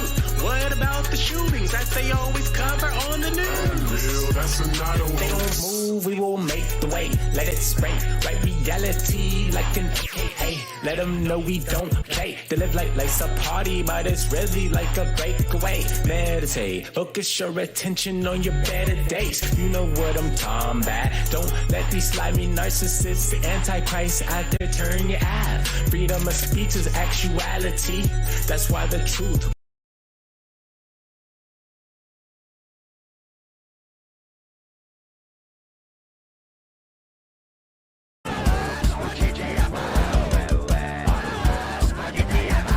All right, it's 8:42 p.m. Mountain Time. We're going to go ahead and start 3 minutes early. That was Chief Crow and the Flat Earth Worms, Auto Hoax, or GTFO. And I somewhat agree with that statement, but you're welcome to stay. Just don't bill me for the Kleenex if what we say causes the snowflakes to melt. I mean, that's really what this is about, hurt feelings. This whole infodemic, hate speech, it's really just a cover for let's use the defense of the anonymous multitudes of people who might be potentially hurt by this. It's always potential victims. But specifically, it's the snowflakes. Every channel we lose, every accusation of hate speech, or I think one of them was inciting violence or something, it's always to protect these supposed, it's almost like crisis actors, but they don't technically exist. These hypothetical snowflakes out there who might hear something that's probably way outside of what they usually listen to. Because what you say might offend somebody somewhere, we're going to have to get rid of it. I mean, this is what's happening, and that's one of the things I want to talk about today is the infodemic, the ongoing effort to purify the internet. And here's what I concluded, and I put this on my blog. If you don't read my blog, it's at timosman.blog. Mind viruses are fake. And this article, I think, is it's a pretty important concept. Out of all the things that we discuss here, I think this is one of the most important things because what we're looking at here is the public is being set up to accept a premise, and it mirrors 2020, only this takes place on the internet. So let me go through this article, and then phones are open, by the way. Feel free to interrupt me. Mind viruses are fake. Ideas aren't literally contagious. And this is one of the strategies that they've put in place there. They want you to think that you can catch a bad idea. You can catch it like you would catch anything else, like a contagious disease or a sickness from somebody. However, this is the thing. They're making the point that just like healthy, asymptomatic super spreaders were great threats to society, they weren't affected by it, but they could still give it to someone with a weakened immune system. That's the idea. They're applying the same logic here. You might not be affected by all these ideas that we traffic in or reading about conspiracy theories, but that's because you're mentally healthy. Your mental immune system is strong. But you're a super spreader of this mis and information, and you might pass it on to somebody that doesn't have a strong mental immune system, and therefore they might catch it. They might be radicalized. That's what they're doing. And it's key that they've come up with they use the term mind viruses or mind virus. And Musk was the one who had really made this trend the other day in reference to the woke mind virus. Now, woke is just the left wing version of the red pill. Same poison, same manufacturer. Kind of like how Alex Jones's super male vitality is the same manufacturer as Gwyneth Paltrow's sex goo. Yeah, she's got this powder and it's the same stuff. Same supplier, different labels. Like the red pill and the woke pill, yeah, it's just some generic product that they just label for each of the factions. But to continue, Musk, Pope Elon, drew attention to the mind virus phrase. And I thought, this is very curious here because we just got out of a pandemic and we've already talked about this idea that they're conflating information with actual viruses. And now look at this. And this is all very interesting when you get into. I'll just read the article, and I think I cover all the points here. The mind virus construct was introduced to establish the idea of isolating thought crimes. Like they were trying to, like find me the isolated thought crime, and that's what they're trying to do. I've been saying for some time on a 4-hour live stream that they're not going to tell me what soundbite was the actual thought crime. But now they have this thing, this mind virus construct, and this idea that they can isolate these thought crimes will help gain public compliance and censorship in the name of public mental health. The argument for shutting down society because of a pandemic is being applied here. So I expect an internet shutdown because of an infodemic and to protect public mental health. And, of course, to protect those who are mentally unhealthy because the spillover from super spreaders who are asymptomatic carriers of this dangerous misinformation could still affect them. Like the pandemic lockdowns, the internet quarantine probably won't happen everywhere at once. It'll be like dominoes.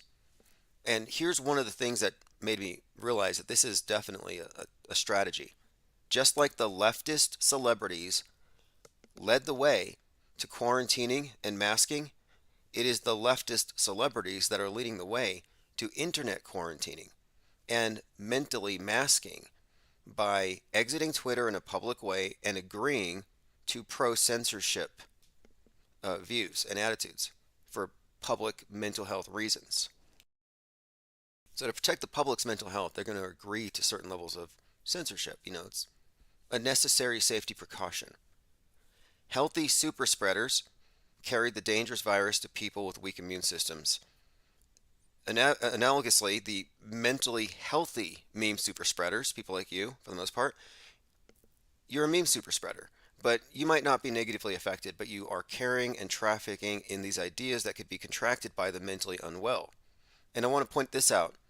Alex Jones, aka Bill Hicks, Alex Jones blamed psychosis for his temporary disbelief in the official Sandy Hook narrative. Which, by the way, happy 10th hoax-iversary. This is a 10th anniversary. He said, quote, and this is Alex Jones, I, myself, had a form of psychosis back in the past where I thought everything was staged, even though now I've learned a lot of things aren't staged. Direct quote. He attributed his disbelief in the story not to holes in the story. I mean, all these fake shootings are just full of holes, but that one was especially Swiss cheesed, and he's like, no, it was a psychosis. It wasn't reason. And it's not the first time he's used this explanation of a psychosis. He's even accused of his listeners of being psychotic and crazy. Now, again, this is, to me, feeding into this idea that you can catch mind viruses that make you mentally sick or exacerbate existing mental illness. And of course, this is all based on the public's gross understanding of what mental illness actually looks like. Now, I think mind vaxxers, and that's what I'm calling them right now, the people who are pro-censorship, the people who are hyper overreacting about yay and whatever words he's using, these are the mind vaxxers. And they want to convey that the intellect alone cannot filter out everything in today's media cacophony. Therefore, we need censorship. Kind of like how, now again, this is the analogy here, because they're using the pandemic model to pre-sell the masses on this concept that Just as your bodily immune system was deemed inadequate by the state to stop the pandemic, our mental immune systems are being deemed inadequate to stop the infodemic. And I find many articles where they're saying, oh, people will just retweet something or share it without vetting it. They're not fact checking.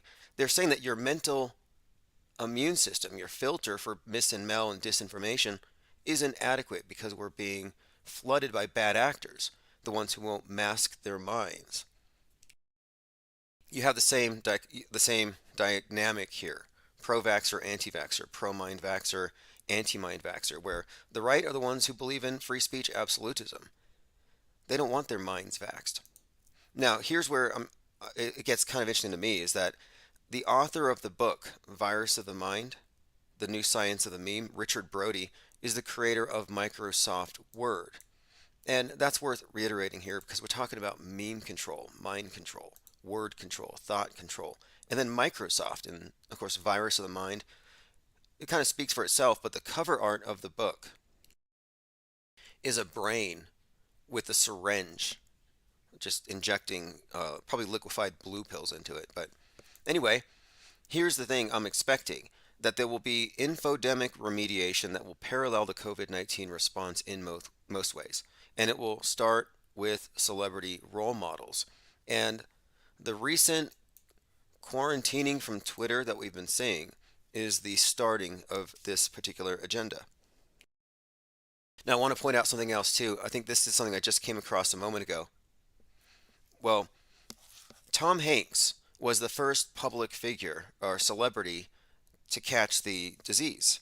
You know, kind of like the character in Philadelphia. I think he was kind of like scripted for it, and we were conditioned to see this as a believable thing, but he became the first coronavirus infectee. I think he got an award for that, didn't he? Anyway, interestingly enough, the guy that was, DePepe, DePepe the frog, the right winger who was hammer attacking, he was hammering he tried to kill Pelosi's husband, Paul Pelosi. That whole story blamed on the right. Well, if you recall, that was specifically blamed on QAnon and the whole Q thing. And the QAnoners, if they have a list of people that they consider to be pretty high level, um, I guess, deep staters who need to be dealt with. And their number one enemy in the celebrity world had been Tom Hanks this whole time. Interestingly enough, Pelosi's attacker, who again is a mentally unwell carrier of these radical right wing memes, and he acted on it, he acts on the QAnon, attacks Pelosi's husband. Um, Look, he had a hit list, and it included Tom Hanks. It's from LA Times. Prosecutors presented sufficient evidence to send the attempted murderer, look, David DePepe. I can't unsee DePepe the frog. Even his website had that insinuated into the name. It had something with FRENS, friends. Look, this was a construct. This whole thing was faked, staged, just a story. And the way they put the story out there, if you remember, Elon Musk was in the front of it because he spread the dangerous information that this was some kind of volitional encounter that went awry. And that was one of the first times they pointed at Musk as just being very dangerous, spreading misinfo.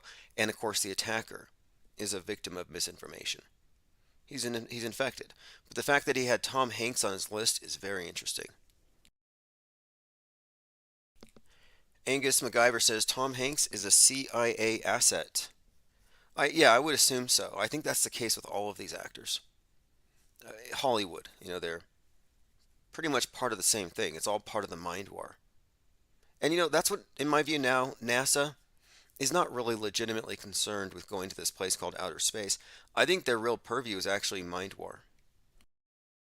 Just storytelling, mass mind manipulation. Joined here by Rocco Calzone, Copacetic, Osher, Benton, Shannon Jones, G33. Look, text messages will resume tomorrow. It's I just have to save up for a few more credits, and it's not a bad thing. It just means that the number of people who have signed up has gone up quite a bit, and it raises the cost a little bit, but it's 100% worth it because it reconstitutes our live streams. And also, I have a new quota as far as recorded content, not just live streams, but a lot of the IPS Institute stuff. And we do have live streams in the morning on the video blog channel.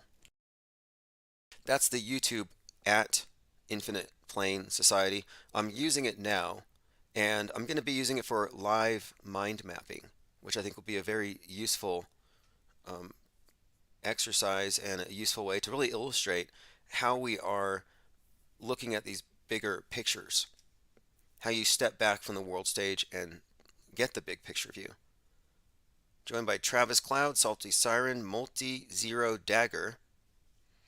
All right, well, we still have, it looks like 33 people here in the chat. A few things I wanted to talk about. Ye has been nominated, and actually he won the award for #1 Anti-Semite of the Year. And now it comes out, and this is in Rolling Stone, that he's been a Hitler fan for 20 plus years. Like, that's an interesting twist. But this infodemic is probably the biggest story right now because, again, the idea of we must lock down the internet to protect public mental health. They've created this story and they've created an argument that I think they've already pre-sold. And the public has definitely agreed to go along with it. Again, my point here though is mind viruses are fake. And they're going to use this fake mind virus to shut everything down again.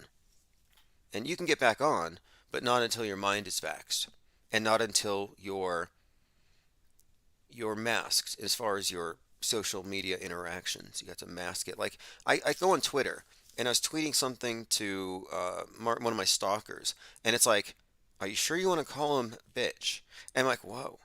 It won't even let you use that word. It's like, maybe we're just talking about etymology. Or maybe we're talking about a female dog. But it actually checked me. It stopped me. It's like, wow, okay. It's going to basically be a sort of a mediator between you and the world. It's your mask. It's like this AI mask. It's just, it's incredible. They've already gone there. Now I'm looking at the taking down of Elon Musk, and just on the surface of it, I want to point out, because I look at the big picture is a lot of it's the visuals. You know, I've been speaking a lot lately about how fashion is very important when it comes to mass mind control and can't be understated. Specifically, how it was used to more or less strong arm the average person into going along with the mindless mob, leaving you no choice. You saw rational people being chased out of drugstores by masked psychopaths empowered by the state, totally hive-minding it. Anyway, look at the pictures of Musk that you see here. Like, this is, I don't even recognize him. He looks, well, he's wearing like a lumberjack outfit. He looks a little heavier than usual, but I'm noticing now that the media is pumping out unflattering pictures. And I'm seeing the left overreacting. People are telling me in their own lives. People who never talked about him are suddenly in hate with him. And it makes me think about, like, I mean, for example, just the other day, he tweeted the White Rabbit, which has the QAnoners super excited. It's all getting intriguing here. One other point here. Tomorrow, this is something I should just probably find the link here before I get any further. Donald Trump has some kind of an announcement, and I want to play his video. You can hear it for yourself. Because well, like I said, I'm going to just play the video. This is Donald Trump's announcement about what's happening tomorrow. America needs a superhero. Now, if you're just listening, this is Trump with his shirt ripped open with a Superman-like emblem. It's a T in front of Trump Tower, and he has the laser eyes. Apparently, he wanted to do this after he cured himself of COVID with Regeneron. He wanted to open his shirt, but instead he just came out and he inhaled deeply for the cameras. But yeah, this is Donald Trump saying that the world needs a hero.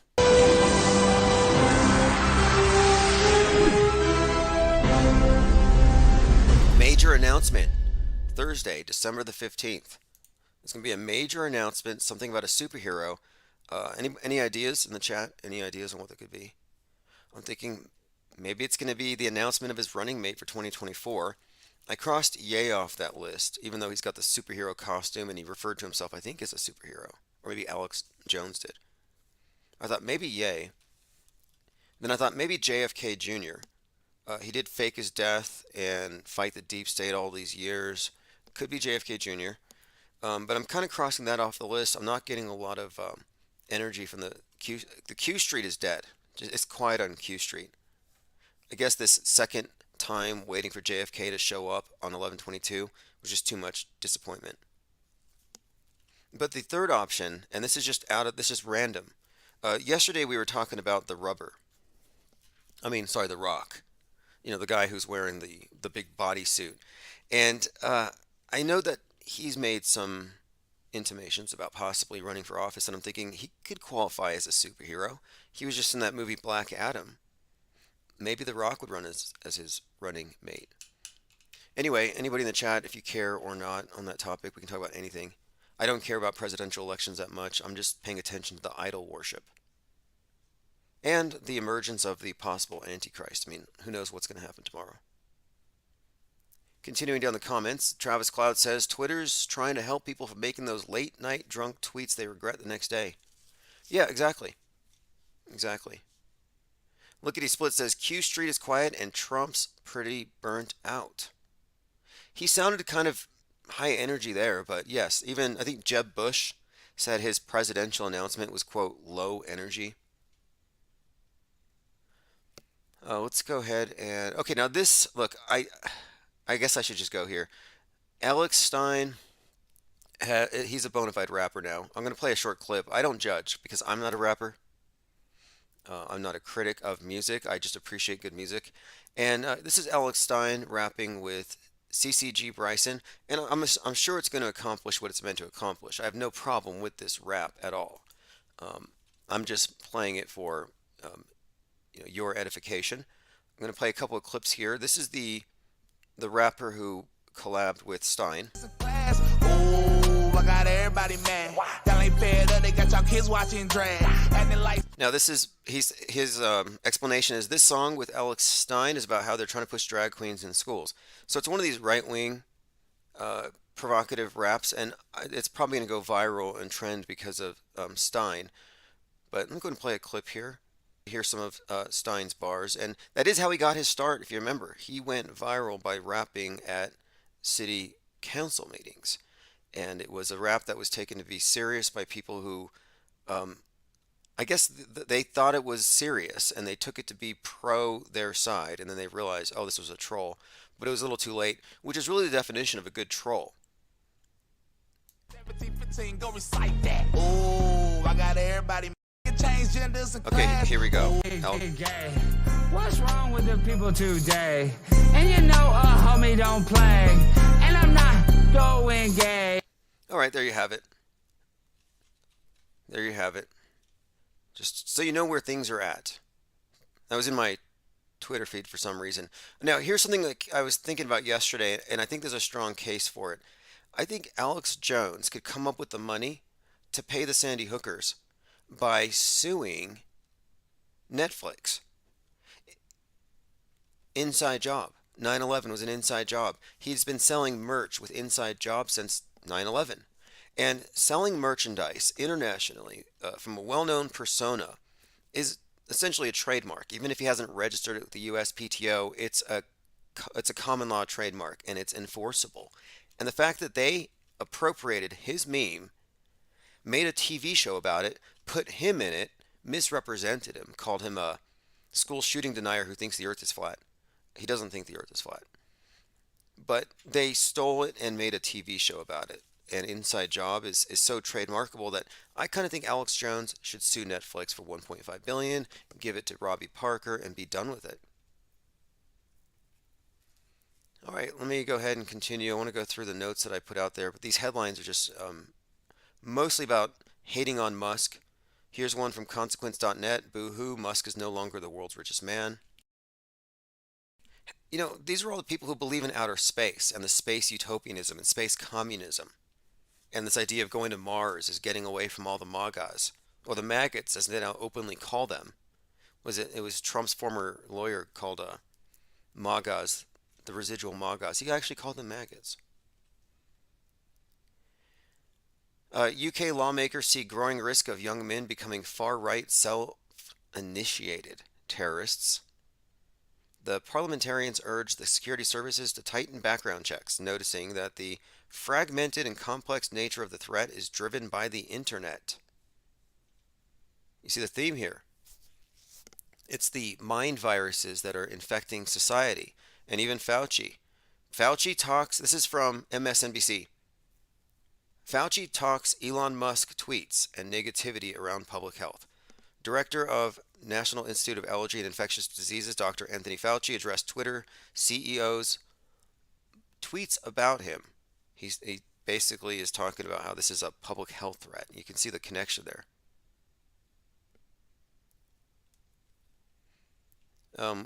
Elon Musk openly tells 121 million followers to follow QAnon. And this is true. It is true. He tweeted a white rabbit, which is a QAnon dog whistle, and they all follow it. And I checked, and even George News, and believe it or not, that is the person behind the Q drops, he reiterated this, and he shared that tweet on his Telegram.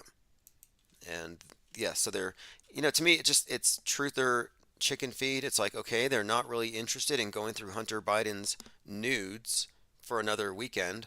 Let's find something else. I mean, it was last weekend. Was it last weekend? All of the right were just absorbed with Hunter Biden's laptop. And I was like, this is a nothing burger. And look what came out of it. Literally nothing. But it worked. And now here's Musk throwing more out there. Another carrot, well, we'll see. We'll see where it goes. Now, I did some more research on this matter when I suggested that The Rock is wearing a bodysuit. And the reason I thought about this is the Liver King. And you may not know who he is. I just know him from some annoying commercials. He's this big guy got a rubber muscle suit on, and he has a big scraggly beard to hide the neck seam. Like it's an obvious deep fake. But he goes into the stores and he pretends like he eats liver, and that's how he got big. And people believe it. They don't know it's all steroids. It's always the case. Anyway, I suggested that this guy was made out of rubber, and we've done a lot of research into deep fake technology, and it's super advanced. Like I'm saying that, I mean, look, it's a fact that there was a conspiracy to keep this from the public. The level of sophisticated face masks is pretty much classified. It was all intelligence agency stuff, and they didn't really let it out until they had the digital deep fakes. But I have a few different videos on this we can go through, but a couple of things here to note. Like here's another picture of the Liver King, and you'll notice that he's got these different skin tones at the bottom of his torso, and his face is pale, but the body's very orange. And this is very consistent with the rubber suit. Like he just puts it on. And then I found this on eBay, and now because of my research, eBay is constantly trying to market these things to me, and so is Amazon. Like these suits. The elastic neck. When you buy these bodysuits and they're hyper realistic, you can't tell they're not real. And what are you going to do? Grope somebody to know if it's real or fake? You can't tell. They have hair, they have everything. The elastic neck part gets trimmed to a custom length, but I've noticed and I've seen videos on it, many of them do, like Keanu Reeves, for example, wore one of these in that Bill and Ted movie. And he had a big beard on, and they said it was to cover up the neck seam. Realistic looking blood vessels, veins. So, I mean, the level of detail that's possible is actually kind of gross. You're like, okay, that's too much detail. This was one, it was advertised on Amazon, Show Your Manpower. Basically, you go to the club and you're wearing a muscle suit, which I think was kind of started, first, was it Batman? He was doing that before anybody. Going through some comments. Lickety Split says, the Washington governor says the word individualism is a racist white man word. Well, look, what's under attack here is the Western concept of individualism and property rights, individual liberty and freedom. Yeah, these things are all definitely under attack, and they're using the scapegoat. Okay, the left scapegoats the white man, the far right scapegoats Jews. These are just narratives they use to control the population, to get them to take sides so they can Pied Piper them around, or Pan Pipe them around is what I should say. I don't know if you caught that live stream earlier. I had to delete it because it's my save channel. But the panpipe thing is something we could probably talk about here. Basically, the word syringe comes from a Greek word syrinx, which means pan flute or panpipe. Pan associated with panic, and of course, pandemic or panicdemic. Everybody was so scared they locked themselves in their homes. That's a that to me is a demonstration of a panic. They induced a panic. And it's very significant that the syringe is such a key symbol in this entire story. And the reason why this even came up is we were talking about the One World Trade Tower and how it looks like a big syringe. And not only does it look like a syringe or a pan flute, and it's therefore would be associated, of course, with the, One World Trade Tower, I think is associated with the One World Unity, but you can see the obvious association. But as it was being built, it functioned as a flute. The wind blowing through the structure created some kind of a noise, and apparently it actually scared people. So there you have that panic, that fear aspect again. And they said it was, some believed it was the ghosts of the 9/11 victims or something. Which is like, no, I'm pretty sure most of those crisis actors are still alive.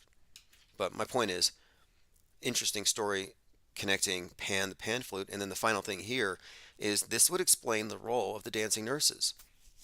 What Pan represents is that exaggerated masculine or exaggerated male fertility god with the horns and all that stuff.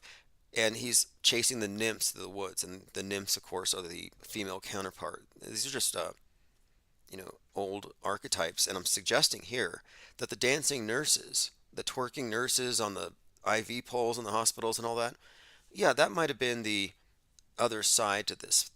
The celebrations of Pan and the nymphs are what scared the travelers. That's where the word panic came from. I mean, that's, I think, a pretty likely explanation for all of this.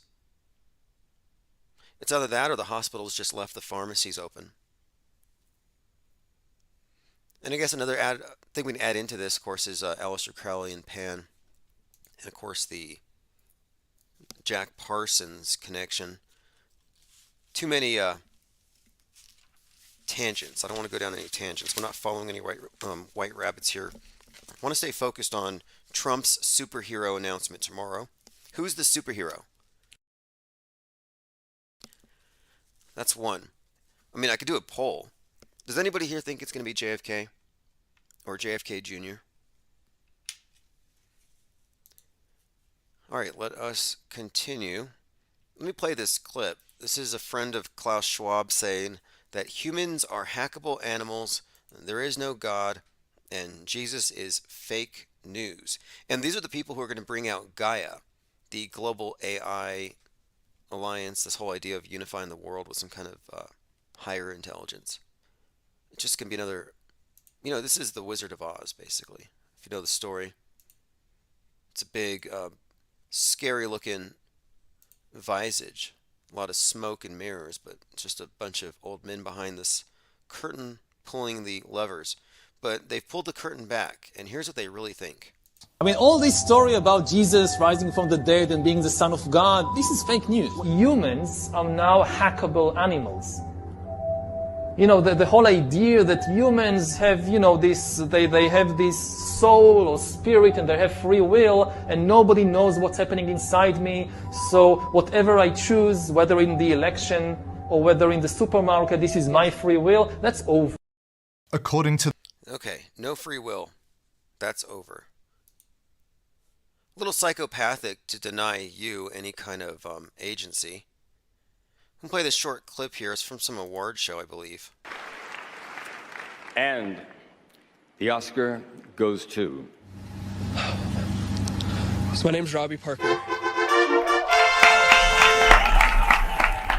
right, whoever posted that in Discord, appreciate it. 10th anniversary, very timely.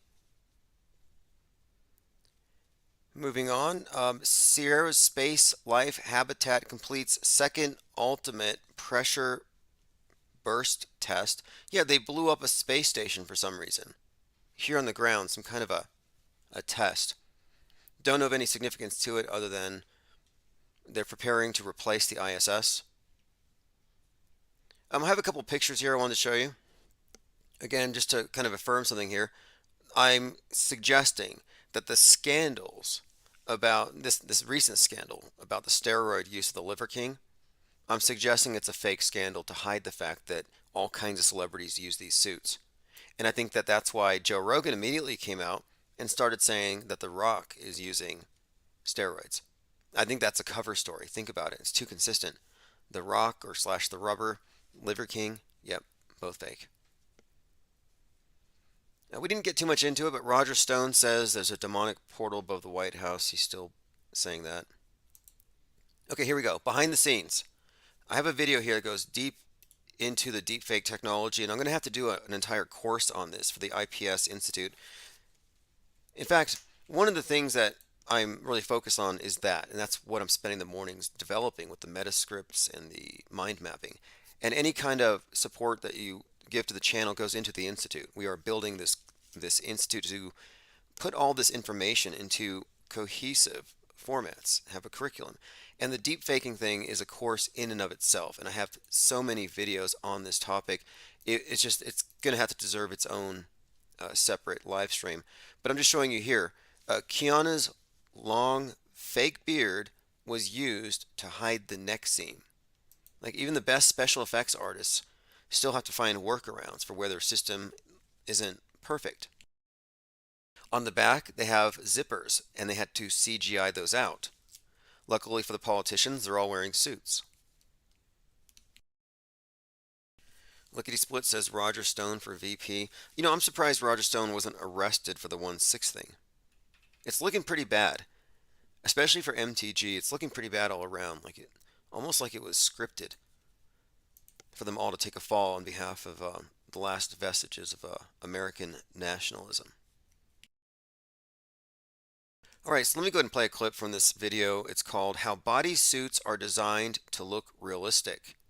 And, you know, I suspected this stuff. When I first did a course on deep faking for one of our IPS Sunday schools a couple years ago, I had posited that there'd be some kind of silicone pasting on the face where they could make small differences to your jawline or your cheek, like minute things, but very nuanced. And here, yes, you can literally do anything. And some parts of this video I had to turn away. I couldn't watch. I can't even put it on the screen. They're using the needle and they're putting hair into these rubber suits. And it's painful to watch because it looks like they're doing surgery, but it's just a piece of rubber getting stabbed again and again. But let me play a clip here. Special effects legend Kevin Yeager. Okay, this is about Kevin Yeager. And here he has Keanu Reeves and his the other actor, the co-star of the movie, which I couldn't get through all of it, the Bill and Ted's Second Adventure. I couldn't get through all of it. Although it did have a very conspicuous use of the number 113. To save the world, they had to play a song with 113 beats a minute and get everybody to sing it or some nonsense. Anyway, let me play this clip where you can see how they're adding veins and subtle details to these bodysuits. Veins to mastering a jiggly stomach. A lot of effort goes into making the bodysuits actors wear look realistic. Warning, some spoilers ahead for Bill and Ted Face the Music. Anyway, it's a great clip. Like I said, I have many examples of this, but it's to the point where it's 100% foolproof. You know, these are deep fakes, and this has been in use longer than digital deep fakes. And all the talk about the digital deep faking of reality, you know what? It's nothing compared to what they've already been doing. And someone pointed this out.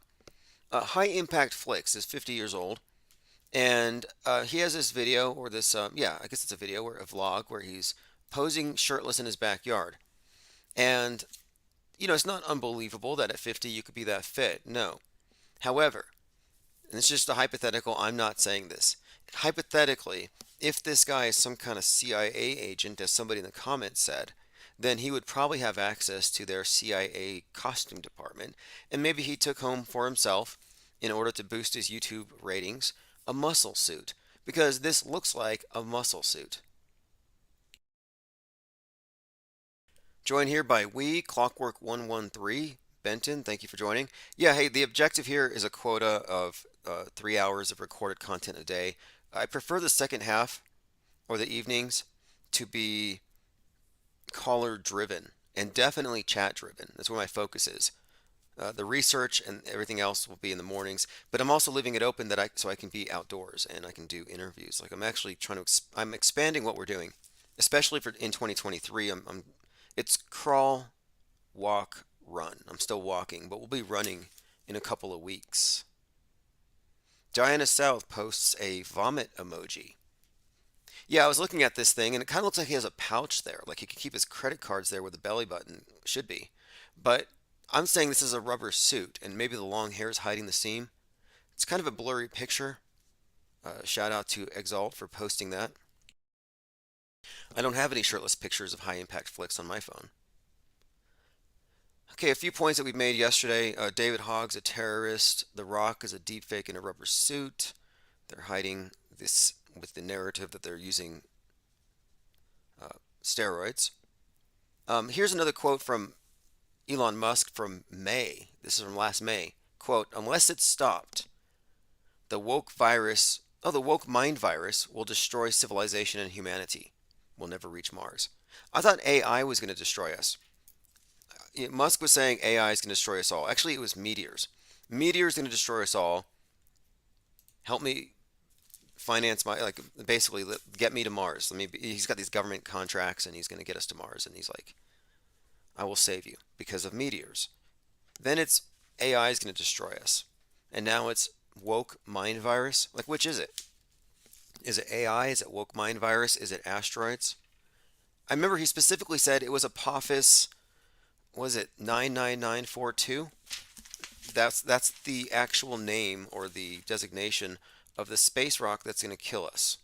Apophis is named, unsurprisingly, for the god of chaos. Yeah, it's 99942 Apophis, near Earth asteroid, hazardous with a diameter of 1,200 feet. But there was a point where, and there's a lot of videos about this, that this was said to be the most dangerous asteroid and it would collide with us in 2029. I think they even said on a Friday the 13th, April of 2029. They actually had a date, and Musk would hype this up, so we were worried about this big space rock. Astronomers Roy Tucker, David Tholen, and Fabrizio Bernardi discovered a 340-meter asteroid while operating the Kitt Peak National Observatory in Arizona. The object was named Apophis, after Ra's serpent-like rival in Egyptian mythology. Right, because everything with outer space has to be attached to some kind of esoteric storyline within Egyptian mythology. Osiris Rex and Bennu, the very first phoenix, the Bennu bird. This is all very just par for the course nonsense. But people believe it because they see it on a screen. They think this is evidence that this thing actually exists. This is religion. This is the new mythology. And they've created a priesthood that has already served as your savior, because if you remember, there was a rock that was going to kill us a few months ago and they deflected it. They sent the dart out there and they deflected it from hitting us. And coincidentally at this time, and this is just coincidence, there was news out there that we were already experiencing Armageddon because Putin was going to nuke us all. So in other words, while NASA was deflecting a space rock, here on Earth, the word Armageddon is being put out there in all the headlines. And I'm thinking, the movie Armageddon is about a space rock that's about to kill us. And then at this same time, the star of the movie Armageddon, Bruce Willis, is suddenly in the headlines because he's got some kind of, I guess it's a cognitive disorder. And they were saying that he was going to allow his image to be deep faked into new movies. And I'm like, interesting. He's kind of like transcending, but his face is out there. Armageddon's out there. I'm just saying, it's a very concerted show this summer. And what they were conveying to us is that your scientists saved you. It was underwhelming, and maybe you didn't notice because NASA's movies aren't as good as the Hollywood movies or Netflix. Diana South, still talking about high impact flicks, says the torso looks like he swallowed a cinder block. Right. Well, the torso looks exactly like the kind that you can buy. Referring back to the picture, every time I look at it, I can't unsee it. I can't. And look, I've seen a lot of shirtless pictures of people as you have as well, and this is not a normal looking torso. Like it looks like he's wearing a fanny pack on the inside of his stomach somehow. Like I could see what you mean by cinder block. I was trying not to be hypercritical, but yeah, that looks more like the rubber suit that eBay's trying to get me to buy. Let's try to move past that. But look, I thought that The Rock was using synthol. I'm like, how much Crisco are they pumping into that guy? Who cares about the measurements of his biceps? But no, it's obviously it's a rubber suit and it's healthier. Think about it. If you're a movie star of his caliber, an actor of his caliber, worth as much as he's worth, do you want him to die trying to maintain an impossible physique into old age using drugs that could destroy your heart? No, no way. At some point they said, hey, you want to keep this going? We got this CIA technology only available to YouTube CIA assets, agents in the field, and movie stars. But you got to sign this and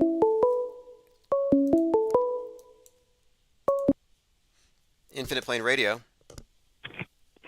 Hey, good evening. Wanted to bring up something. The last couple of podcasts or live streams you did, you brought up Justine, what's her name? Musk, yes. And the book that she wrote, okay? So I looked at that, and I looked at when they were married. And she wrote that book the same year that they got divorced. So, yeah, it occurred to me that, all right, Lord of Bones, Fact or Fiction, what you described, that book is about a lot of the things that we've been talking about lately. And it seems to me like, I don't know, it's possible that, things go sour quite a while before people separate. And it's possible that maybe, is it fact or fiction? How much of it is fact? Yeah, and the whole Book of Enoch that Lynn brought up too has to do with these fallen angels that inhabit bodies. Right, so, and look, the storyline that she put, for people who haven't heard, Justine Musk, her book Lord of Bones, it contains this idea of clones and fallen angels needing a body to inhabit. So it contains the idea of possession, which is very similar to AI getting into a piece of hardware, but you're talking about like a spirit or something moving into a physical body. And they had to create vessels. And the interesting thing about it is it had to do with these underground tunnels or something. But my connection to this was that in the context of Thelemic or black magic, whatever you want to call it, what the New Agers around Crowley were practicing, a big part of it was the idea of the Moonchild, meaning you could summon something into the womb of a baby that's not born yet, and then it would somehow merge with it. And this whole idea is kind of part of that book. And I thought that's probably not a coincidence, because if you look at JPL, Jack Parsons, and L. Ron Hubbard, and those rituals they were doing to summon a Moonchild, it may have resulted in something, because the priestess in the rite said she was the first to report a UFO. Dude, well, if you look at when things really started to go south, and there's a lot of stuff that's probably been going on. The church, they've been doing this stuff for a long time. But the 40s is when the nuclear bomb, they set off, they figured out how to do that kind of fusion stuff with hydrogen. And so that totally would point to some sort of welcoming of some kind of whatever dark forces that were giving human beings information that was going to speed things up on a certain level. Namely self-destruction. Okay, yeah, that's a strong point there, because you're right. It was July 16th, 1945. And that's a very interesting date there, because look, 7/16, that's the beginning of the nuclear age. And I kind of associate that date as the beginning of the real space age, or man going to the moon, because that's when the moon trip started, 7/16.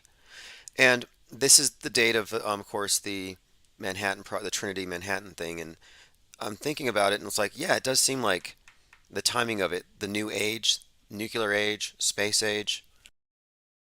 Yeah, and by the time she wrote her book, 2008, there would be between 45 and that, there was plenty of time for whoever to build these massive underground structures that, there were quite a few really straight-laced, high-ranking military guys that would go on Art Bell They seemed, they had very detailed accounts of things that they saw that were so mind blowing. It's like, okay, are these guys making this up?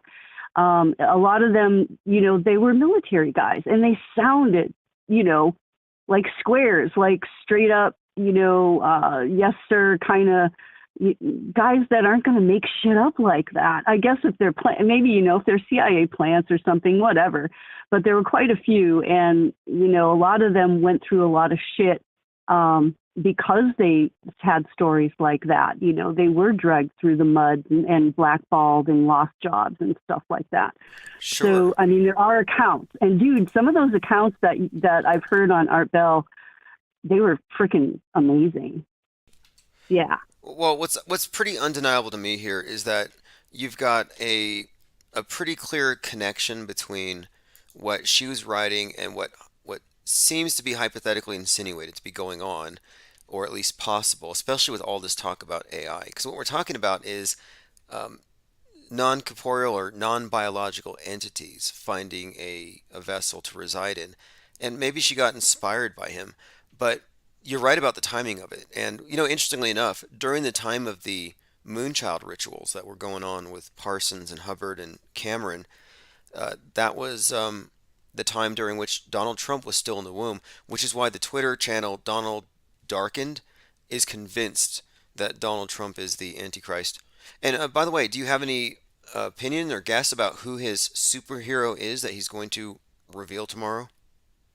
Trump? Yeah.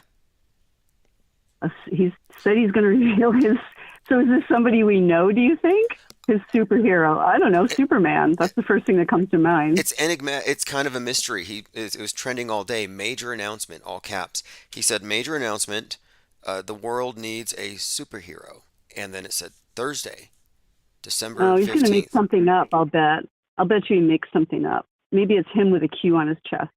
well, funnily enough, on the trailer where he announced it, he comes out with his shirt open and it's a big T on his chest. Oh, T for Trump. Okay. Oh, it's him. Yeah, see, there you go. I mean, yes, he is his own superhero. Absolutely. I mean, that makes sense, right? Well, it's supposed to be a major announcement, and I kind of don't know. His caption says, America needs a superhero. I will be making a major announcement. But you called it. He definitely does the laser eyes and Superman costume thing. No idea what it's about. The world needs a superhero. And not to get all hyper analytical about this commercial, but I do see a triangle and a pretty Masonic square and compass kind of built into it, but it's probably nothing. Maybe it's Jesus with a T on his chest. Yeah, well, we'll put that on the list here. Jesus, Yay, JFK, yes, and The Rock. Those are the guesses so far. Excellent.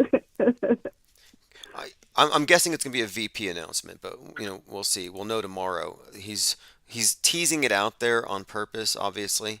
Meanwhile, the J6 committee acts like they're going to arrest him at any moment. Oh, yeah, all right. Yeah, they're dragging it out, whatever. They've got a million fires going. Like you said, 48 hours and 24. That's the game right now. So. Yeah, someone pointed out that today, I think it was Nicotromus pointed this out, that on the Drudge Report today, and normally the main headline changes every few minutes, but the whole day was focused on Putin's big nuke and how at any minute. Oh, God. Like, they've been dangling that out there for 6 months now? Well, and it was the North Korean before that. What's he going to do with his missile? Good Same point. thing, right? Good point. Yeah. And, I used to point this out too. I'd say, hey, look, if the whole agenda here is Psywar and fear-based mind control, all you would need to do is have your, quote, bad guys display this, and it would work. And it's just another obelisk that everybody cowers to or bows to, submits to. It's another symbol of the cult. Not a coincidence, I don't think. I don't know. Well, look, it's actually, the whole thing with obelisks and sun worship is very actually prevalent in North Korea.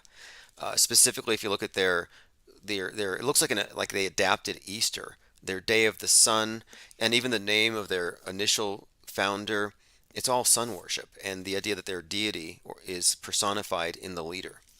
Wow. Interesting. Yeah, I guess if you don't have Jesus or Muhammad, you've got something else, right? Uh-huh. And then they even have a Mary. It's the mother of the revolution. It's the grandmother of, or the mother of the present dictator, who I think they said she was born on Christmas, or that's when they celebrate her. They celebrate her date. I'm like, so they have That it. doesn't make sense. What's up with that? They've got Christmas. They got Easter when the They were founder of the country they was were born. Jesus and shit. Look, they even. I think he was born in a manger on a mountain, and a new star appeared in the sky. The dictator, the dead dictator who is still worshipped. Oh. So you have the Father in the heavens who's still reigning over the place, and then you have the representatives on earth. And yeah, there's just obelisks all over the place. I looked into it, very heavily encoded, specifically their counterpart to Easter, also a 3-day celebration that does involve this idea that he has become the Son. Okay, well, yeah, that just goes along with all the And ancient one stuff. and one more thing, 2019, Kim Jong Un, they thought he died, and it was during the Right. Holy Week, and they said he went into a quote vegetative state. Well, Osiris is a vegetation deity, and I was just saying, we're looking at this Easter Holy Week death resurrection theme, and they played it out even with him. Yeah, what do you think about it seems like the big events like the psyop type or these sacrifices are on the equinoxes. What about the solstices? I mean, is it just do things just get quiet? What have we seen in the past during the solstice? Well, It's coming up. good point. In 2019, on that solstice, there were a few things that really stood out to me. A lot of stuff in the big picture that really drew my attention to the phoenix, but it was on the 2019 solstice that there was a phoenix in the aurora borealis spotted above a abandoned or closed down Russian power plant. And I had correlated that with a few things because at that same time, Joaquin Phoenix was in the news. And we're looking at like this at the bigger picture, but there was the X-Men Dark Phoenix was out at that same time. And this is right after Nipsey Hussle had died. And you had this track by Freddie Mercury called Time Waits for No One that had been shelved for 33 years that emerged. But anyway, my point is there was a summer solstice that was just heavily encoded with all kinds of references, mainly to the Phoenix, but the dead celebrity worship on that day was also very prevalent. Like I have noticed a lot of these types of things that do kind of correlate, but yeah. Well, that makes sense. And That then makes sense. one other point You is know, like on the winter solstice, which is like a week away, the sun dies on the Southern Cross for 3 days, kind of freezes in place. Well, on the summer solstice, on that side of things, that's when you have the sun going into Cancer, the crab, and it moves sideways for 3 days, or it's kind of a similar thing. right, right. Yeah, yeah. And then we're getting close to the dog days.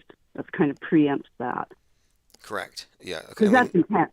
I guess there's I guess we have New Year's coming up, but other than that, nothing till spring Well, as of far as course, the yeah, ritual stuff. winter solstice next week, and then of course New Year's, the whole world will be gathered around a representation of the dog star, and they will be counting down, not knowing for the most part that this correlates to the dog star reaching its highest point at midnight When did all that Kaepernick stuff happen? Where they said he was dead? last Was that in the January. winter? Last January, Okay. when All right. Okay. Chesley Christ jumped off the Orion building, which is All right. Osiris to the So Egyptians. okay. And that was Okay. So yeah, it's well, you know what? This totally makes sense. The darkest time is when everybody just kind of hides and doesn't do anything. And so, and I'm recalling now the past several Januaries that a lot of shit seems to go down in January. So it's coming up. Well, I'm looking at this repeated theme out there that you got these dangerous ideas or hateful ideas that have been let loose, that Musk has let open the floodgates to hate. And then you see the leftist celebrities that were the first ones to say, I'm quarantining, I'm masking up, I'm social distancing. Now they're virtue signaling by leaving publicly. And it's a big show, but I'm saying it's a parallel agenda. And I think they're going to make the justification that we can't all just be idea super spreaders anymore because there are people with weak mental immune systems who can carry bad mind viruses to bad extremes. And they'll point to examples that they've created. QAnon, Club Q shooter, Buffalo supermarket shooter, all down the line. Well, yeah, this is where it's been going for quite a while now. So, just chalk another one up. That's just, they just keep trying. And I can just hope that they're not successful, because that would suck. So I guess we're going to see how far they can go without, creating some kind of mass problem, triggering the masses in a way that they don't really want to. Yeah, that's one of the things they're dealing with. This potential of going too far, jumping the shark. Because you've been talking about it too. There's two sides of this. There's the fearful people that are going along with it and saying, we have to get rid of, AKs, and we have to, close shit down and not let people say certain things, and all these stupid sex things that, you got to know what to call somebody. I lost my train of thought.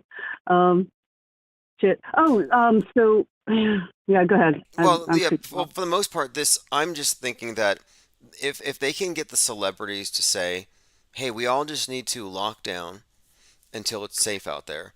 And the people who don't lock down, look, it's the same dynamic. The people who resisted lockdowns were on the right.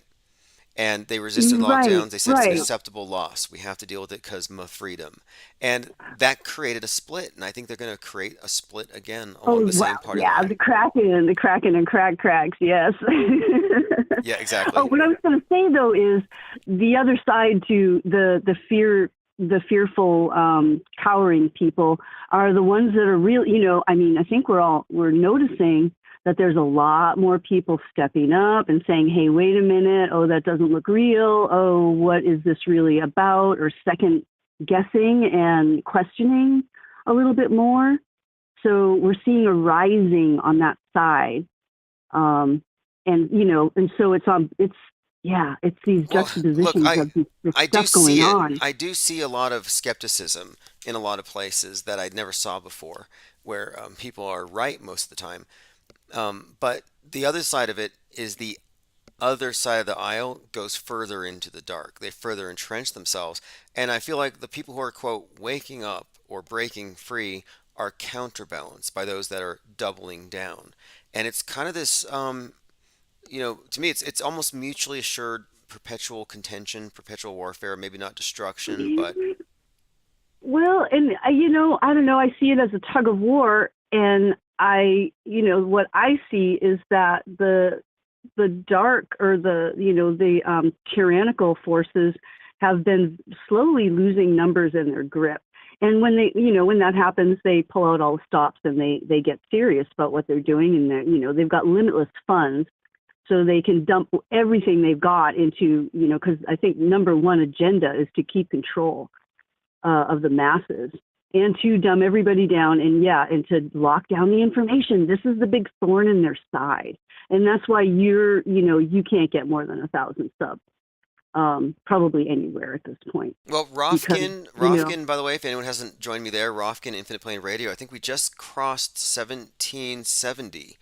And Woo! Yeah. Exactly. And then something else I added, Odyssey is one of the places where I uploaded the archives, and the RSS feed gets put out there to different places. Like before, they were able to pull the plug on the source and eliminate 25 podcasts.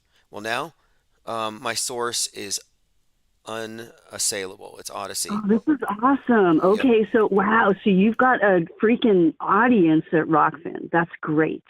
Yep. Good job. Well, look, it tells you something too. Look, it tells you this. Rockfin. It's a platform few people have heard of. Rockfin is funny, dude. I have 1,800 subscribers on a platform nobody heard about. I can't get to 100 on YouTube without their army of snowflakes coming to see if I'm offending anybody potentially. It's amazing. Yeah, well, YouTube is super gatekept at this point. There are still people getting out and saying, I think, I don't know who it was, maybe Rabbit in Discord posted this The Truth Is guy. And, I don't know if he ever goes live. Maybe that's one of the reasons he's kind of safe. he doesn't have a live chat, and maybe he doesn't go live. They're all just recorded and put up. He says basically the same things you do. He was careful not to say certain words, but otherwise it's a good data dump. Of course, they're shorter. And, I think you pegged it a while ago, Tim. You realize that it's your live chat and your calls. That is the big target at this point. The target is the think tank. It's the interaction of ideas. Yep. Yeah, it's exactly. This different structure that they don't want this to be the norm, I don't think, because if you look at how they control information, they want to bottleneck and manage everything. And what we're doing here is we're just letting everything out there and we're crowdsourcing intel. Yeah. And yeah. I'm not an agent.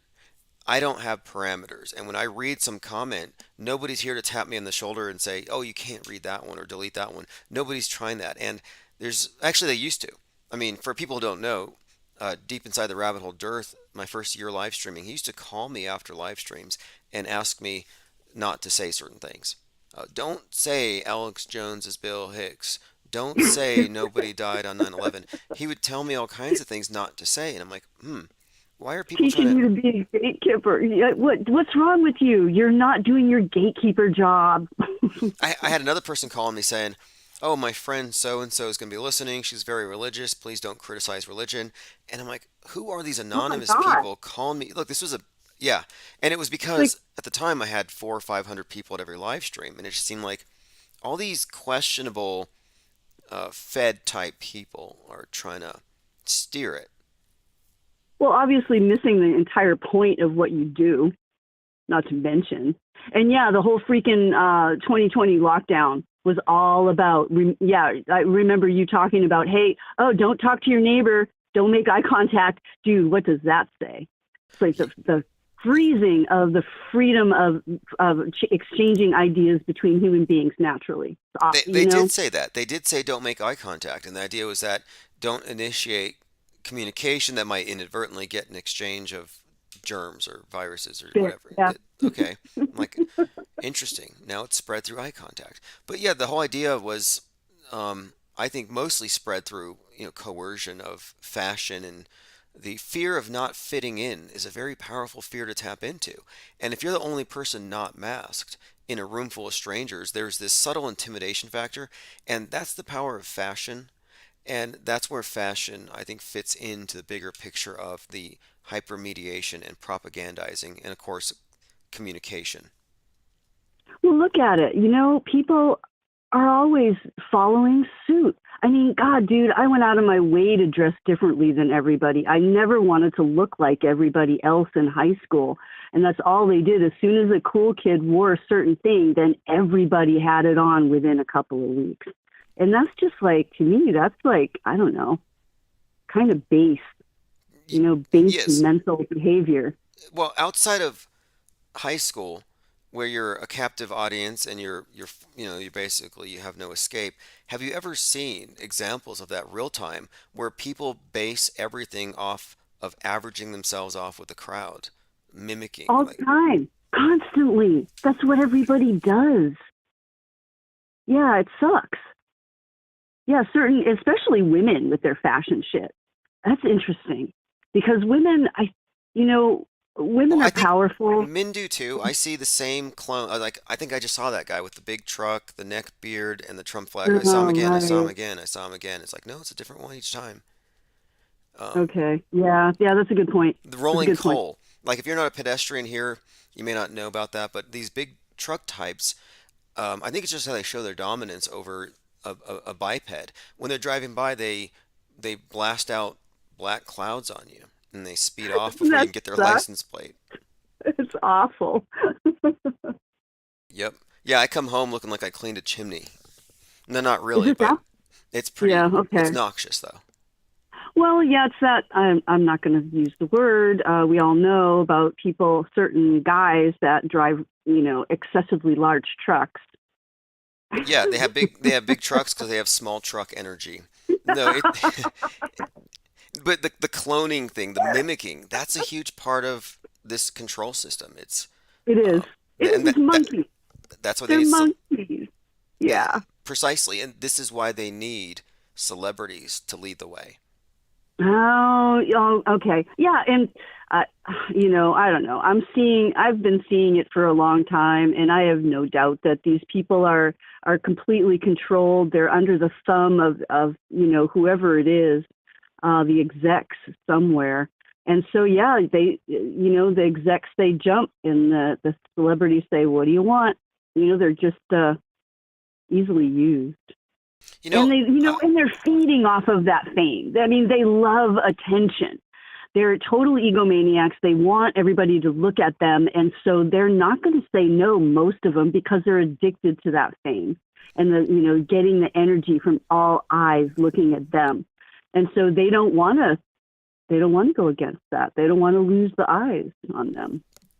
That's a good point because they call it the attention economy, and it doesn't really differentiate between positive and negative attention. You just get the attention, and that's why instead of singing songs that captivate our attention, Madonna's drinking out of a dog bowl on TikTok today because that's what gets you clicks. And I'm almost convinced that she pays Page Six and TMZ to pay attention to her acting badly because Why not? It's She's precisely got the money.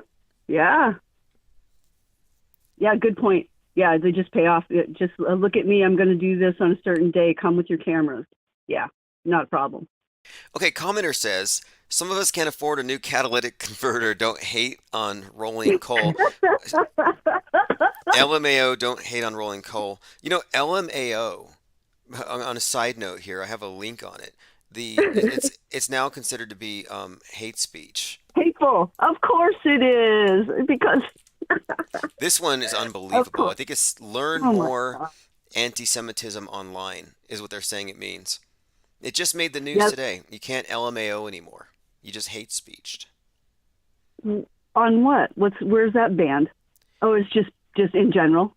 Yeah, just in general. Like, I think the crying, laughing face is considered to be hate, and then the